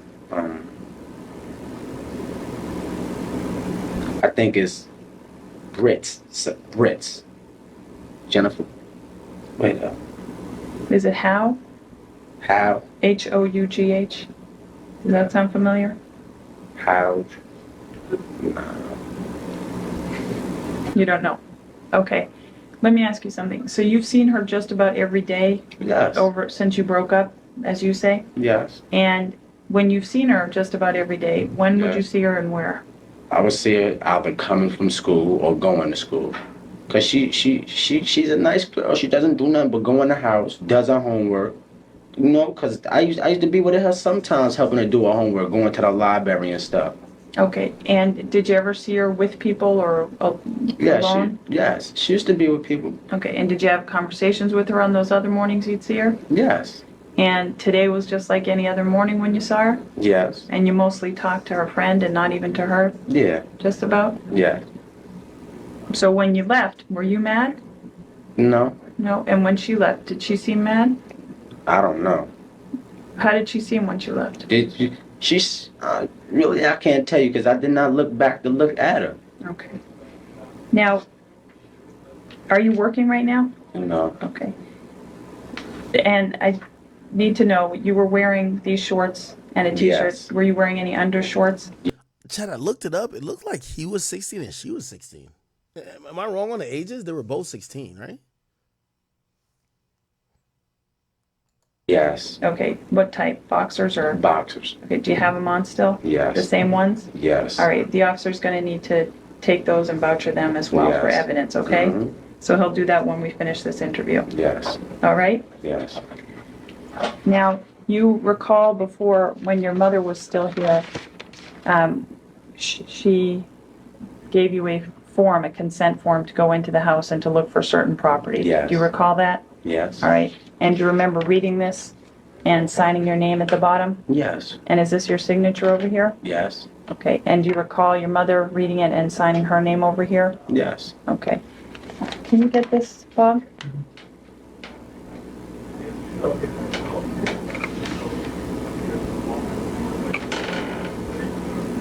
Yeah? Okay.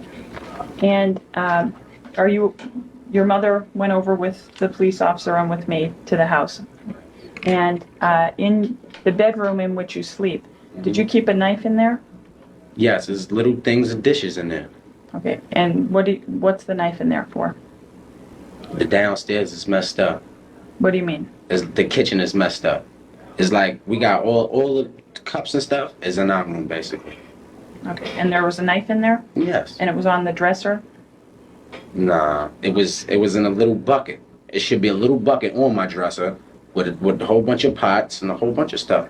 Okay. Now, I'm gonna be honest, he don't sound 16, man. He sound grown as fuck in this tape. I just want to. Yeah, do you have something? You know what? I'll use a piece of paper. You want a picture? Like this? No, I got this.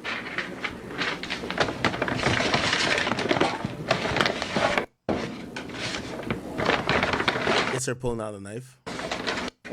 In your bedroom? Yes. Okay.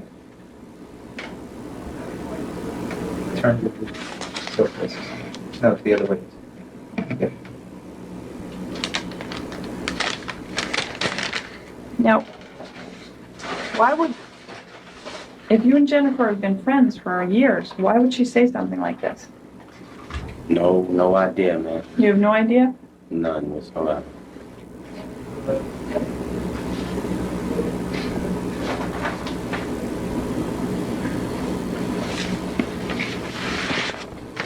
And I just want to show you some photographs that were taken over at your house. These are Polaroid photographs. 1, 2, 3, 4, 5, 6, 10, 11, 12. There were 12 of them.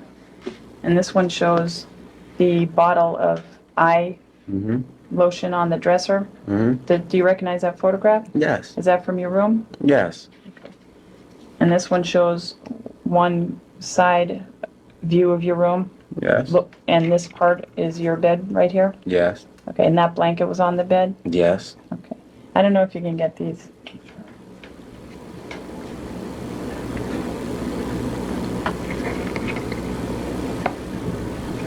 And this is another, looking at the dresser Yes. with the radiator on the side of your room? Yes. Okay. And that's your room? And why don't I show them all to you and ask you, is this your room? Yes. Does that show the beds and the blankets that were on the beds today? Yes. Okay. Is this your room? Yes. That shows the beds and some clothes and a dresser? This shows the beds in that room? Yes. With the blankets? All right, bro. This ain't telling us nothing. The blankets on your left the door open? That's a different uncle? My uncle's down south. Okay. So who was it you were saying left today? Oh, my other uncle that worked, that lived downstairs now. How many people live in that house?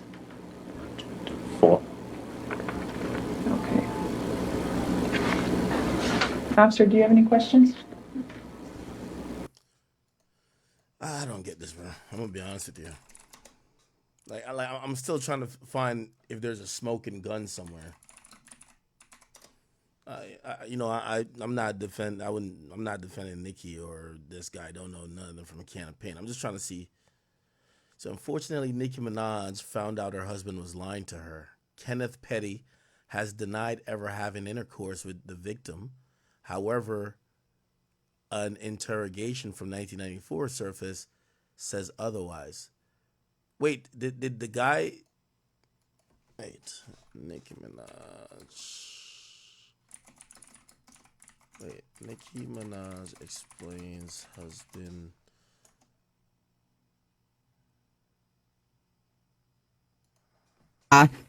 Let me just address something. Again. But this is very important.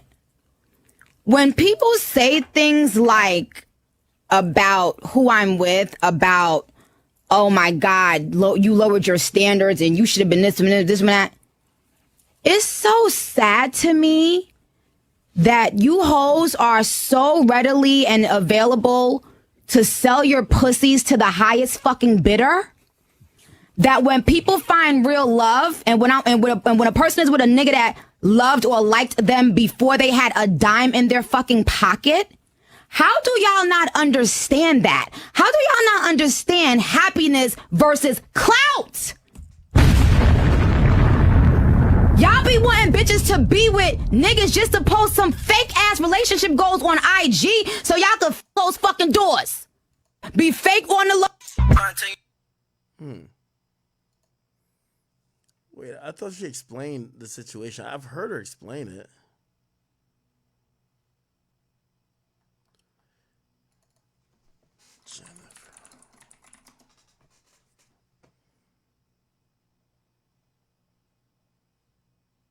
thought Nicki Minaj.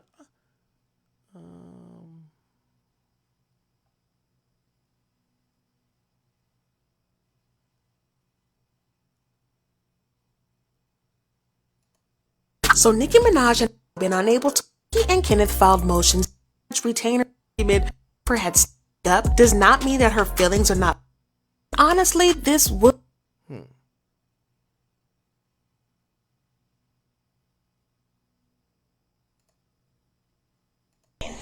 But before I speak with you, I want to read you your rights. Okay, so all right, so all right. If we're saying he lied about. I guess he didn't lie to the investigators. Maybe he lied to Nicki. So if he told Nicki he never had sex with the girl, Now I understand. but he admitted to the investigators he had sex with her, what's the like? Again, I don't think he got charged and convicted of the R word because he lied about having sex with the girl. Did he R word her?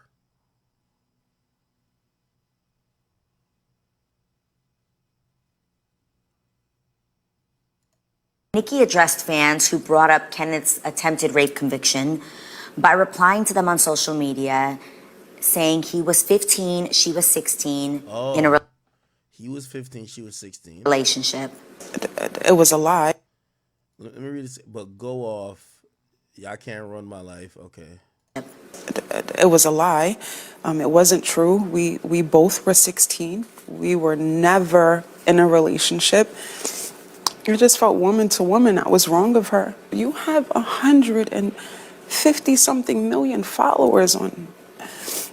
They all believed it. You've ruined everything about what your brand could be. Again, you're never going to stand a chance when you're with a man who pulls a knife at rape point.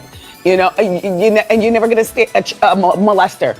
A registered sex offender who wasn't even, you're never going to stand a chance with John Q. Public. Because there's only one thing worse than touching children and pulling knives, and that's murder. But recant her.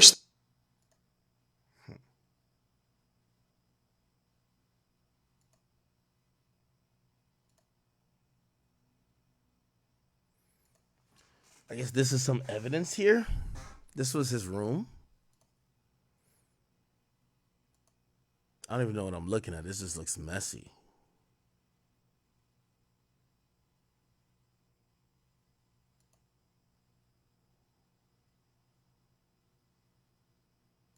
I had sex with her. Put it like that.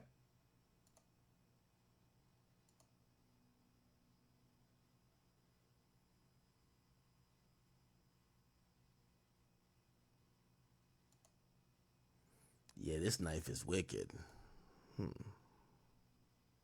And he left the door open when he left? Yeah. Okay. And now, did you have sex with Jennifer today? You have to answer out loud. No. When was the last time you had sex with her? Last year.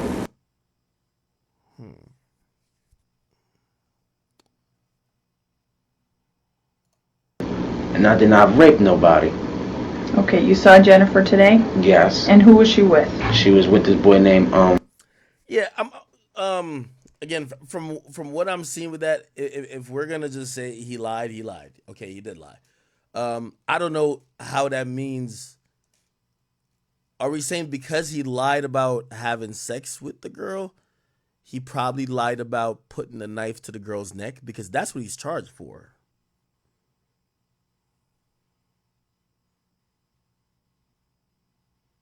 Bruh, I'm gonna be honest with you. I don't even know if this is worth me like trying to get into like the case files of this shit. It appears that this shit happened was that 30 years ago. I'm surprised they had even interrogation footage from this. According to Nicki, she believes this kid was railroaded. Well, not kid at that time. He was railroaded because he didn't have a lawyer, and they're potentially, you know, charging him with a first degree crime that could carry significant time, and the dude didn't have a lawyer.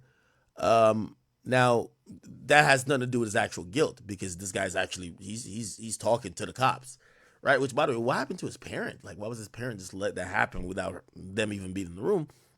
But whatever the case is, At least on what I heard, I didn't hear him admit to the attempted R word thing, but he definitely said he had a relationship with this young woman and said that was his girl at a point. So again, maybe there's more info to be dug up there, but you know, I'm gonna let the Barbs and the Cardi B fans fight that out. Okay, they can fight that shit out.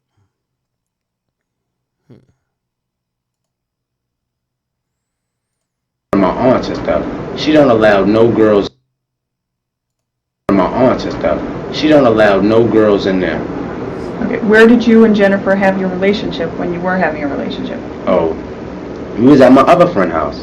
Where is that? My aunts and stuff. Yeah.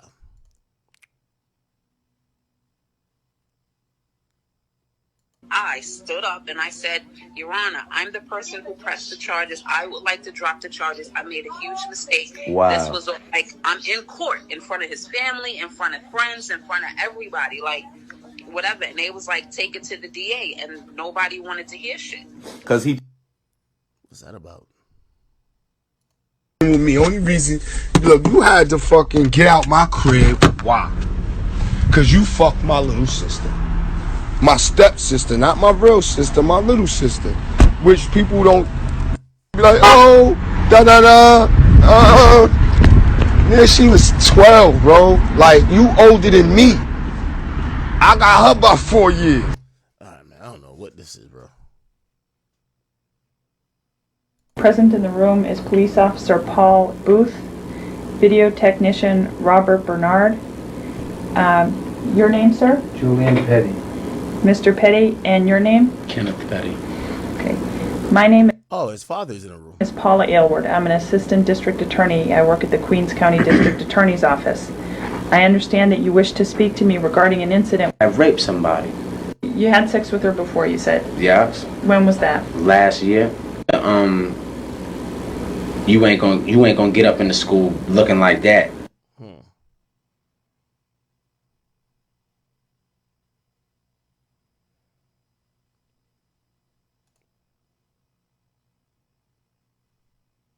Conscious TV.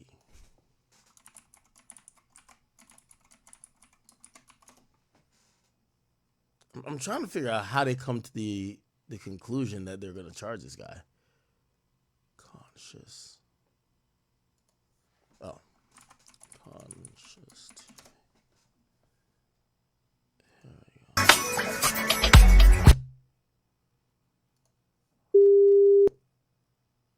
So when you left, were you mad? Oh, this is where the knife comes out. Can you get this, Bob? Bucket. It should be a little bucket on my dresser with a whole bunch of pots and a whole bunch of stuff. Okay. Now,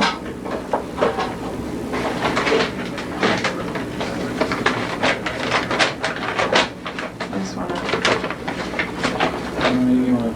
Yeah, do you have something? You know what, I'll use a piece of paper. You want a picture? Want me to show my this or? No, I got this.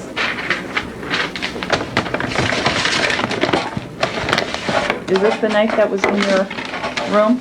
Yes. Okay. And on your dresser? Yes. Okay. It shouldn't have been on my dresser though. Can you get that? Hold it, tilt it, sorry.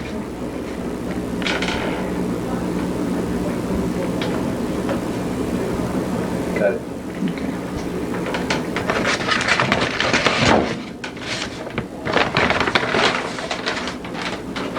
And do you wear contacts? No? Does your aunt? Yes. Okay. And do you recognize this bottle? Yes. Huh? Yes. Where do you recognize that from? What I recognize it from? Yeah. From my aunt. Okay. In your bedroom? Yes. Okay. Turn the surface. No, it's the other way. Okay. Now, why would, if you and Jennifer have been friends for years, why would she say something like this? No idea, man. You have no idea? None whatsoever.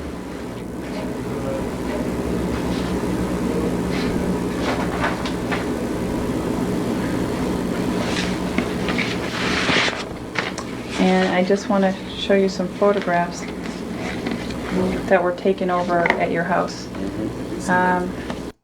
Yeah. Above it and different items on that dresser. Hold up. Who was it you were saying left today? Oh, my other uncle that worked, that lived downstairs now. How many people live in that house? 4. Okay. Officer, do you have any questions? No. No? Okay. I have nothing further.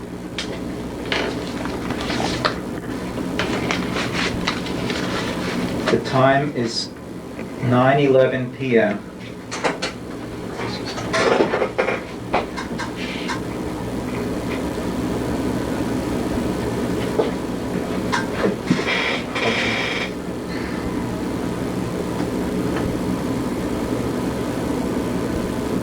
Wow.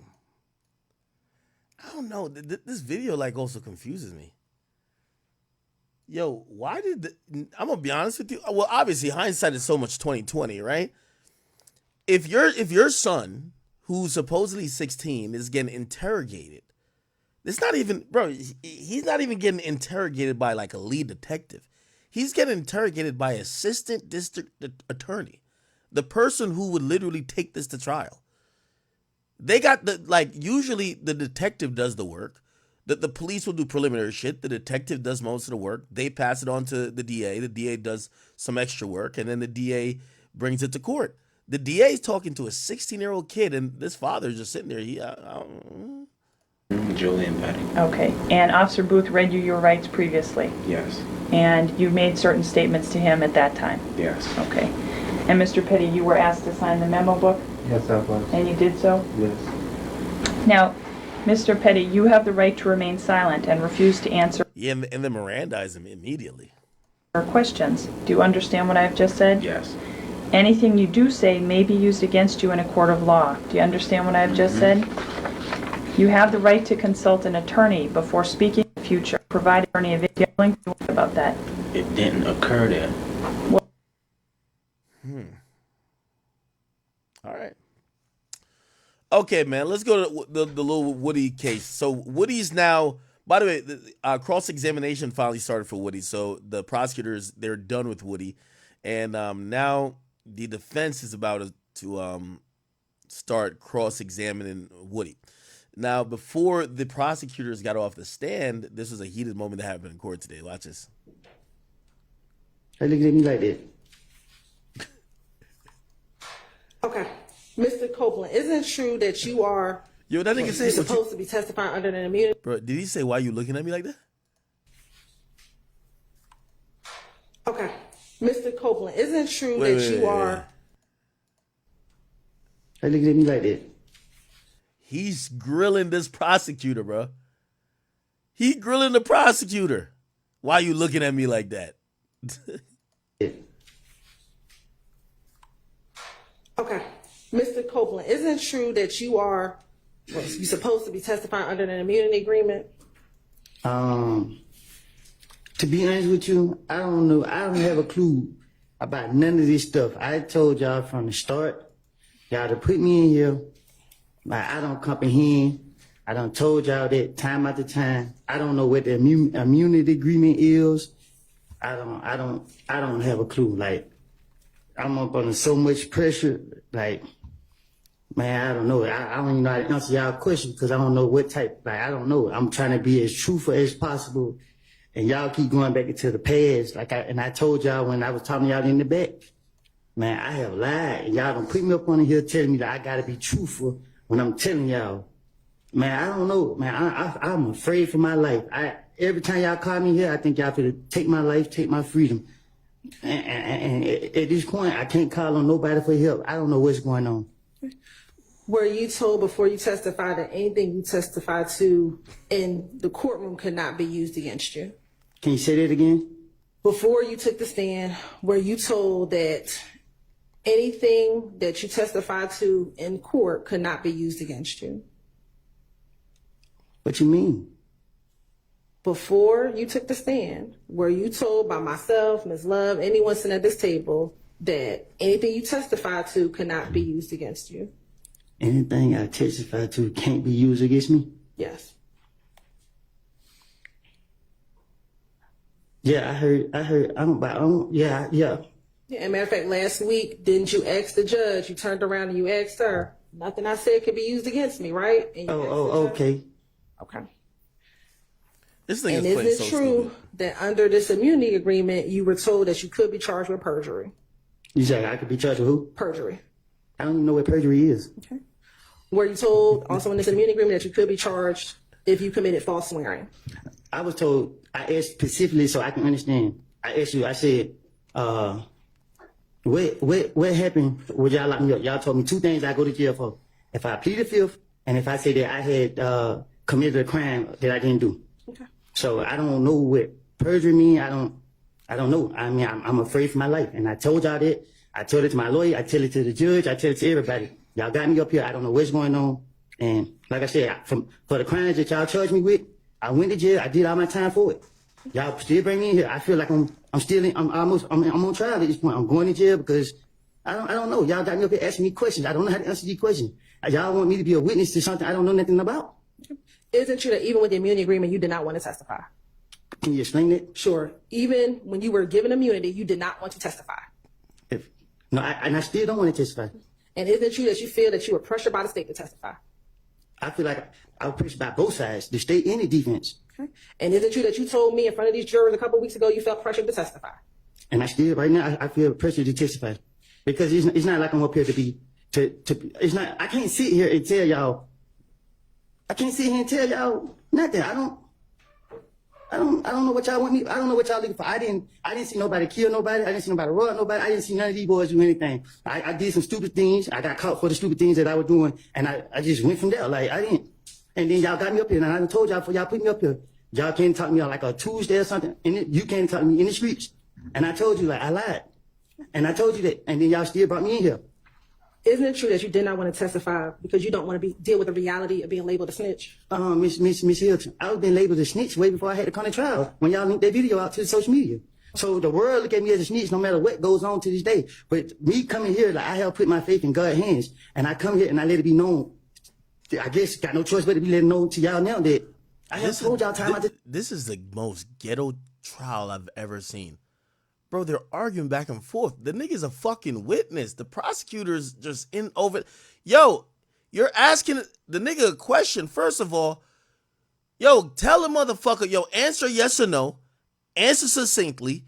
Bro, like have some, or require the judge to tell this guy to shut the fuck up. He just saying too much shit. This is not like an argument. Like when you have somebody in a witness stand, it's not an argument. The time that I done lied. And a snitch is someone who actually tells the truth, correct? Listen, Miss Hilton, like, I mean, like, I feel like I got the world in my back. Now, you ask me these questions, like, I don't know, man. Like, y'all draining me. I mean, like, for real. It's a different if I sat here and seen somebody commit a crime, and then I saw them with my own eyes do this, and then I get in here and say, I didn't see them do that. Y'all want me to sit here and say, oh, the stories that I have put on other people's, and I didn't. Like, I would not do that. Like, and Lord knows I want to be with my family and my kids, but if y'all gonna put me back in jail because I want to sit right here and tell y'all what y'all believe to be whatever y'all want me to say. Like, I mean, I don't want to go to jail, but man, at this point, man, y'all got me, man. I don't know, man. I can't sleep at night. Like, I tell you, y'all hold me in jail. Don't feed me. Don't give me water. Like, I just don't know. Like, every time I walk in this door, I pray and hope walk back out this door. I just want to be left alone. I paid for my punishment. And I done told y'all for y'all put me right here in this seat.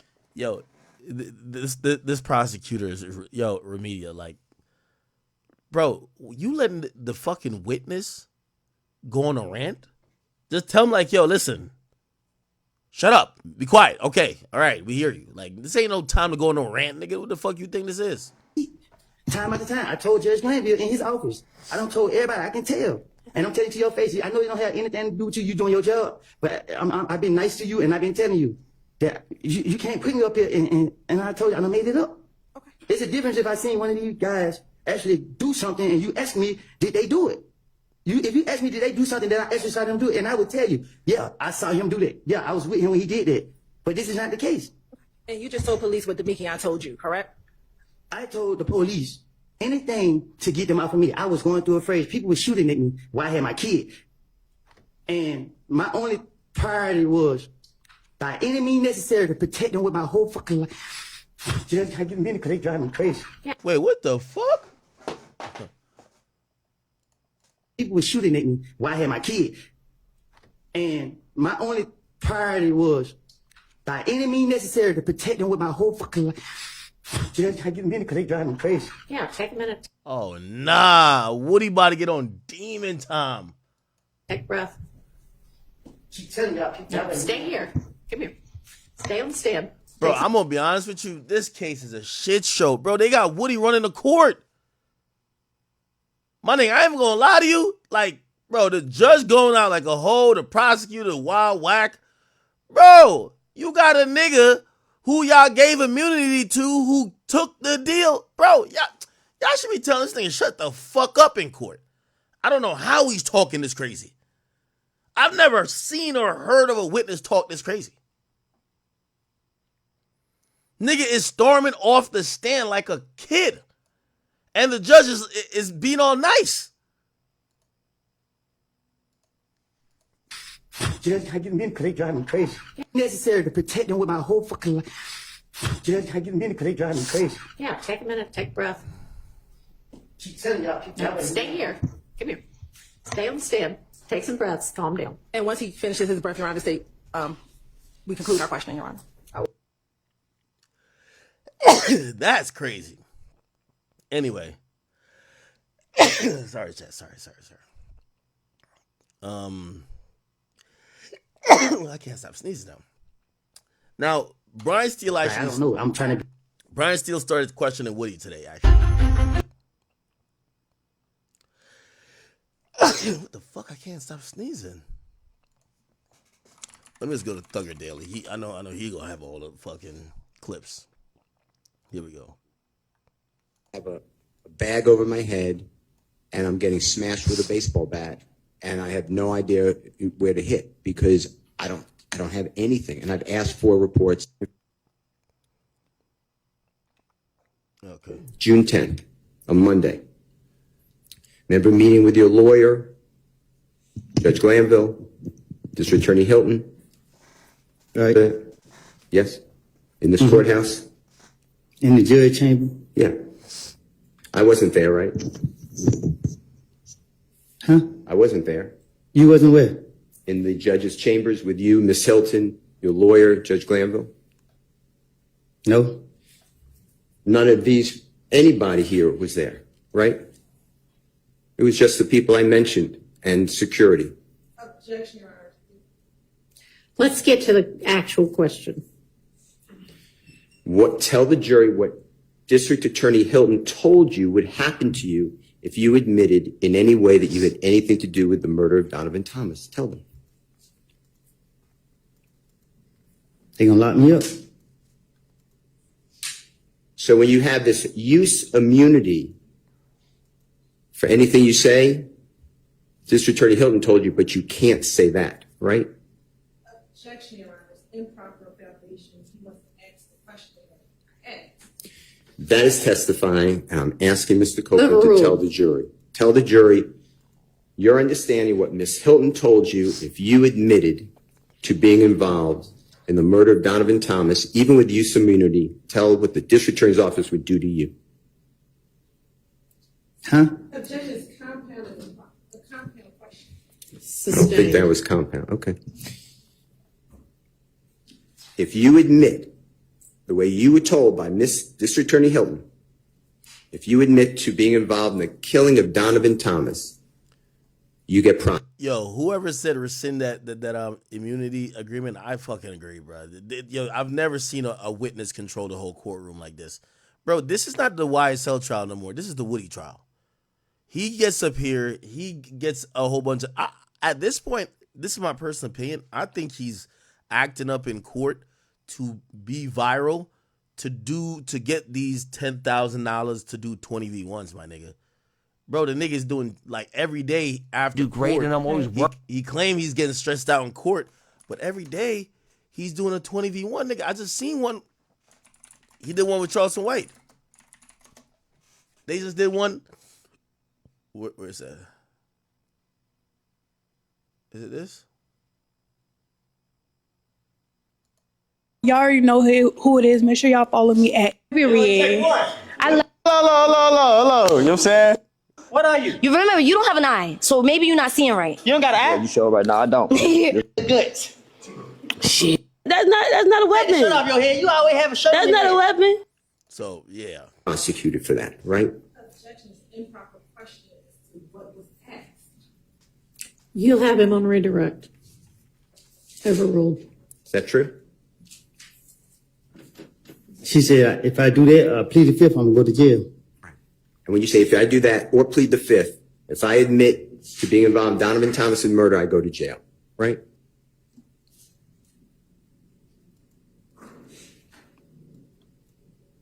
Huh? That's what she told you. That's what Miss Hilton told you. Am I correct? I didn't hear you. Okay. If you admit that you're involved in the murder of Donovan Thomas, you get prosecuted. You go to jail, right? Two things to send me to jail. One is if you admit to the murder of Donovan Thomas. Let him answer the question if he's going to let us know what his understanding is. What is your understanding? Go ahead. Well, when I was talking to them, tell the jury. I don't recall. I don't know what's going on. Mr. Copeland, if you were to admit that you're involved in the murder of Donovan Thomas, do you go to jail? Is that your understanding through District Attorney Hilton? Can I ask the judge a question? Let's take a recess. Bro, this is painful. My only priority was, by any means necessary, to protect them with my head. Okay. And then I get in here and say, I didn't see them do that.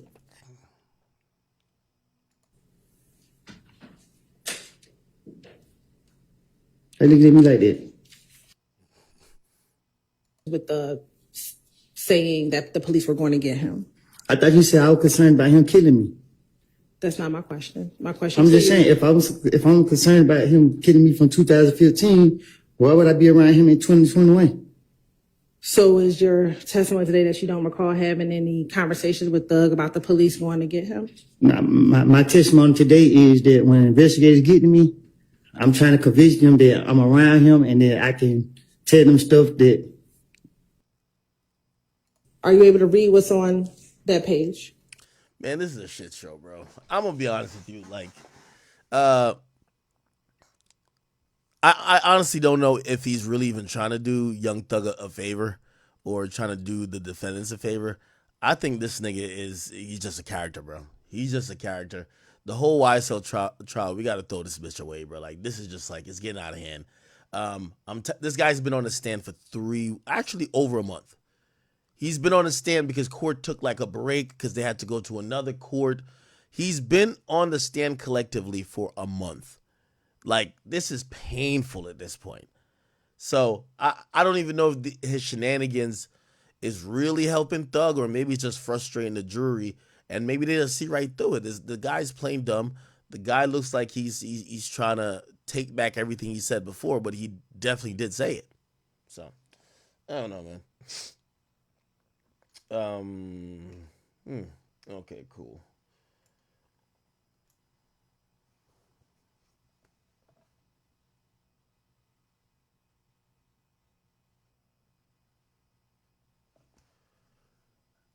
All right. Yeah, he's clearly playing dumb. Hey, yo, I guess this is a new wave, man. This is like clearly is a new wave. All of this, like I thought these niggas my stupid ass thought these niggas was blowing balloons. I'm like, oh, how they blowing balloons? Niggas, just go record a song. This is Uzi and 41's rapper Kyle Rich in a studio together. And apparently, remember what we were talking about Kanye about this whole nitrous gas thing? Apparently, this is like the cheap version. Kanye was at least trying to get the commercial grade version that comes from like these big ass containers that have the pure version of it. But the cheap nigga version, and not saying that they're doing this because it's a lack of money, but this is like the easiest way I guess people consume this thing is through these balloons. So Kyle Rich put up this video that kind of exposed that Uzi was kind of doing these like whip it like drugs. My son is back. We got Uzi back. We got him back. And then and clearly he's trying to hide it because now you realize the nigga's on camera. But man, unfortunately, yo, I keep telling y'all the truth, man.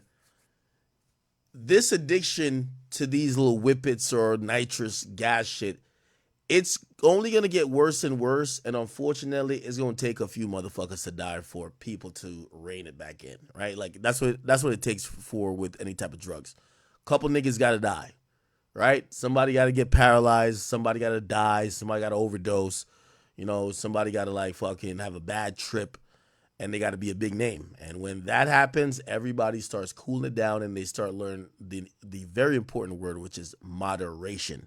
Because usually before, niggas is just wilding the fuck out. So apparently this is the new thing everybody's doing. I think it looks kind of goofy. You know what I mean?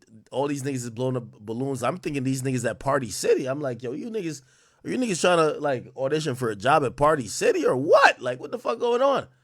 But, you know, this is a new addictive thing. I don't know what it does for these guys. Maybe it helps them, like, create creatively. It got it, right? It got to help them creatively. I mean, why else would they be doing this? Is it like a sedative? Is it like something that makes them calm and relax? I just don't get it. I don't get it at all.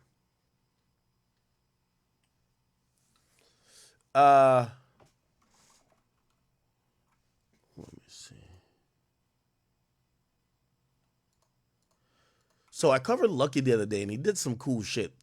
So if you guys don't know, supposedly he gave his fans like a free show after, you know, pretty much he showed up. But for whatever reason, Live Nation wasn't going to compensate him for the performance. So this was happening.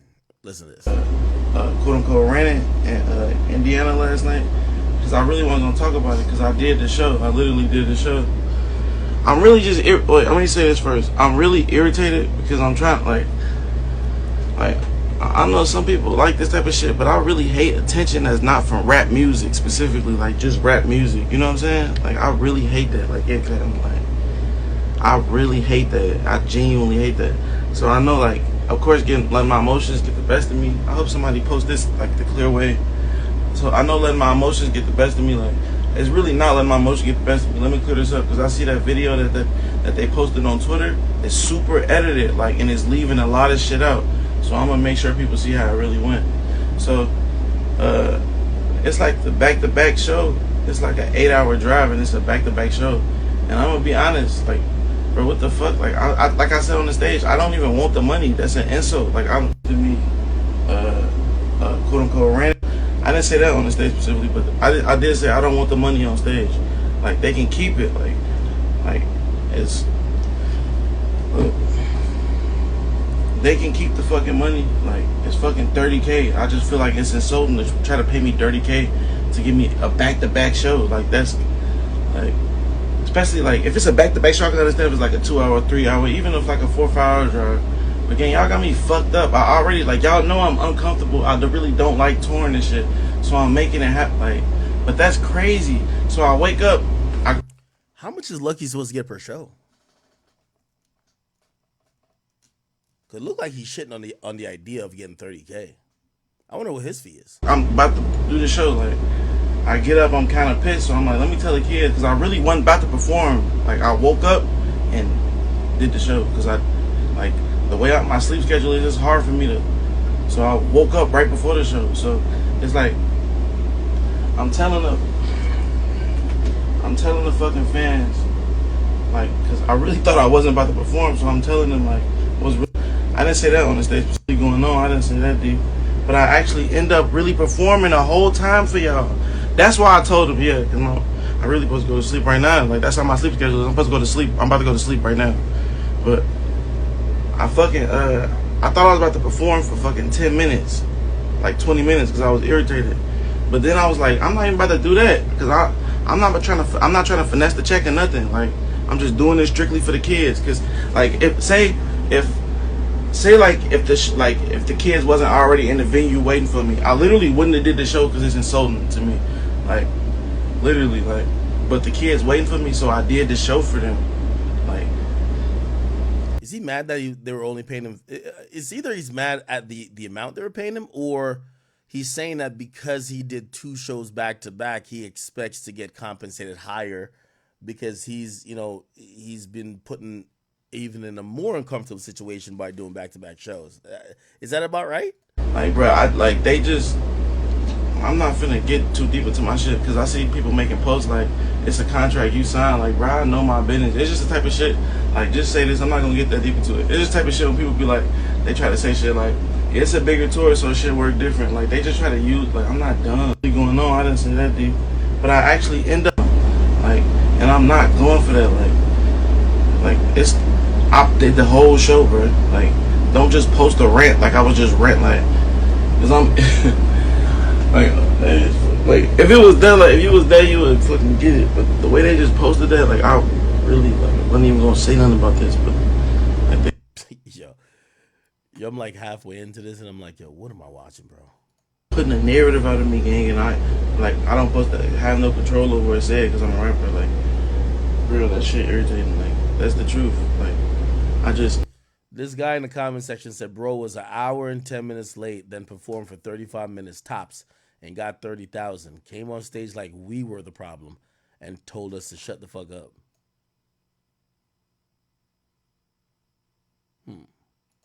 It's like they try to pull that shit. Like, y'all understand if you like understood your worth.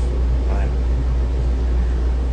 if they try to pull the shit like it's a smaller market, so like you're not gonna get what you used to be getting, like what you used to getting. Like, so like I'm just respectfully, if it's a smaller market and they not ready to pay me what I'm used to being paid for my work and labor, like, man, don't book me there. Like, but I literally did it for the kids. I'm not even taking the money at all. I'm literally not taking the money from the show. Like, I'm taking my merch, that's all. Like, it's just like I could cry about that, gang. Like, I literally make fucking 60,000 a night on merch. Like, literally, I make 6,000 a night on merch, and like they think I just supposed to, like, just because I'm making like happy, like I'm saying numbers and shit. Like, I'm not on making. Damn. Yo, Lucky, this is a bad look, my G. I'm guessing it's a good look that you performed, but this is a bad look, man. You seem out of touch, my dude. For an artist that doesn't have those big songs yet, for someone to even think about the possibility of you getting paid $30,000 to perform, and your merch made $60,000, that's $90,000, and you're complaining like, yo, this is like niggas is playing with your body right now, like niggas is just violating you. It's like, yeah, I think your fans are probably looking at you like, bro, are you serious? Like, this is one of those things where, like, yeah, I'm glad you performed for the fans, but lead them out of your business because your entitlement starts to show. Like, most of y'all fans are little kids. They probably got a summer job. They probably don't make $30,000 in a year. They probably wouldn't make $90,000 in 2 years. I'm putting a narrative out of me, gang, and I like, but they think just because you're making a lot of money, like they even take a big ass piece of that. Like, y'all don't even like. That don't even make sense to me. Like, okay, help me put on for the shit. Then I'm paying for all this shit myself. Like, now, this is what I do agree with him. Like, if he got to deal with Live Nation's taking a lot of, they're getting their bread. But then I disagree with him on the next line where he says, well, if you're taking so much of the money, help me pay for it. Yeah, they're supposed to, but it should be contracted. You get what I'm saying? And this is where it comes down to just doing your business right? Like, they make sure they contract how much they're allowed to take from you, or how much of your fees, or how much of the merch they could take. Why isn't it contracted for them to do anything for you?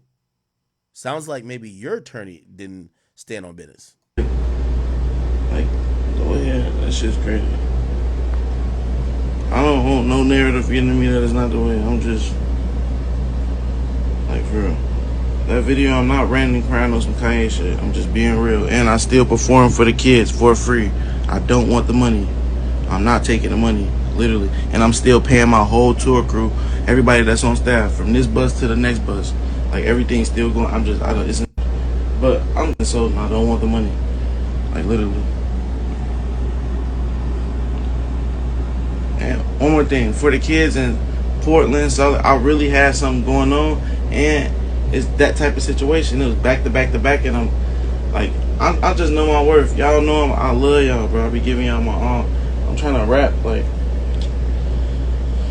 Just spread this. Don't let them spread the shit like I was on some kind shit. Love y'all. I'm gone.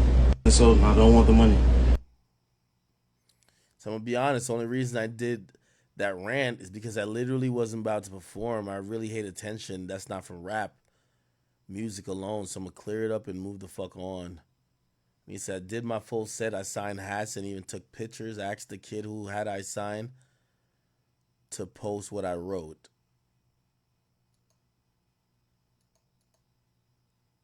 And apparently, I think there's a Lucky Live Nation. Hey, to everybody that's paying, I'm not a fucking robot. You can't put people on shows back to back and you're not really paying me tonight what the fuck I want to be paid. And the only reason I'm doing this shit is because Indiana is close to fucking home. Yeah, you could hear a fan scream out, what? Like fans are not thinking about what you're getting paid. They only think about what they pay for their ticket. Also, I will say this, Lucky. Listen, brother, this is just me giving you a really solid piece of advice. You're a rapper. Rappers don't make money from music. Rappers make money from touring. Do not fuck up your Live Nation bag. Don't fuck with Live Nation. I'm telling you, they are the big bad wolf. They're the ones that put out that Sexy Red tour always flops because Sexy Red didn't do a deal with them. They're the ones who clowned the shit out of Baby. And you could potentially say even push the narrative that Baby was falling off because Baby didn't accept a tour deal from them. Bruv, this is a music business. There's been a million artists before you. There'll be a million after you. You'll never win versus Live Nation. If you feel they're hoeing you, just go somewhere else. But trust me, calling them out in front of calling them out in probably a venue that they own on a tour they set up.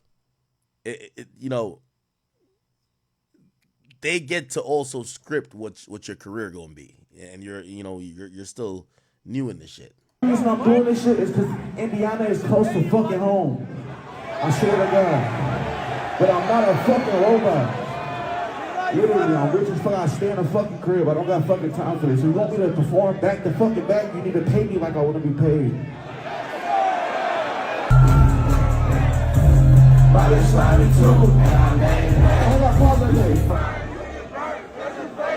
Another thing, I don't want Live Nation and the people of this venue. Like, I don't give a fuck if you don't even pay me tonight. I'm only doing this shit for the fucking kids. I swear to God. So, I'm only doing this for the kids. I don't give a fuck. Like, if I perform 20 minutes and leave, I don't give a fuck. I'm not trying to finesse the check or nothing. Y'all can eat a fucking dick. You know, on tour, the people, they own every fucking venue, but they try to act so different every fucking venue, but they own every fucking venue.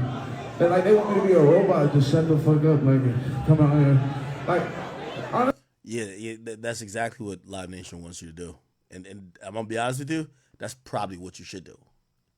They own all the venues. You're just another ant. You're just another bee in the beehive that's just doing what you need to do. You're a worker bee. That's it. They own all the drinks. They own all the food being sold in the venue. They own the venue. The only thing they don't own is you, but they own your tour. Or they control your tour. So it's again, calling them out or trying to, wage war with them because they do spend money on promo or not necessarily promo, but PR. So they don't want the brand of Live Nation to be slandered. And if they're paying you and you're on stage saying fuck them, nigga, these executives, they petty too. They'll be like, okay, word, it's like that? Okay, let's see. So I just don't think this is the smartest idea. Perform for your fans and saying that you're doing it for free, cool. But trying to beef with Live Nation now. Honestly, they really preferred if I did perform. I had all y'all mad at me, like fuck Lucky. Right? That's why I'm doing this for y'all, so I'm asking y'all to bear with me. Don't do nothing on the stage. Just make it easy as possible.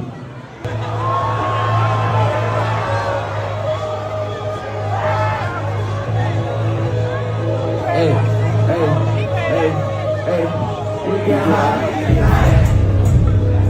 and say fuck Live Nation.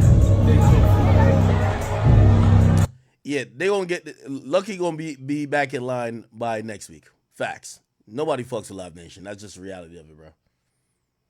You know why? Live Nation realized they're paying you more than your label pay you. Live Nation knows it. Live Nation knows when artists go on tour, that's when they getting their only money really. So they don't take no disrespect. You know, and yes, some of them white executives that be running these companies, they be in their feelings too. They just play a different type of game. They will make sure you just instantly become irrelevant. Anyway. All right. Chad, I'm finna call it for tonight. I ain't even gonna lie to you. I basically don't even got no more topics, brother. I'm definitely calling for tonight. Yeah, I told you it's only a short stream. I'm gonna come back tomorrow with a daytime stream.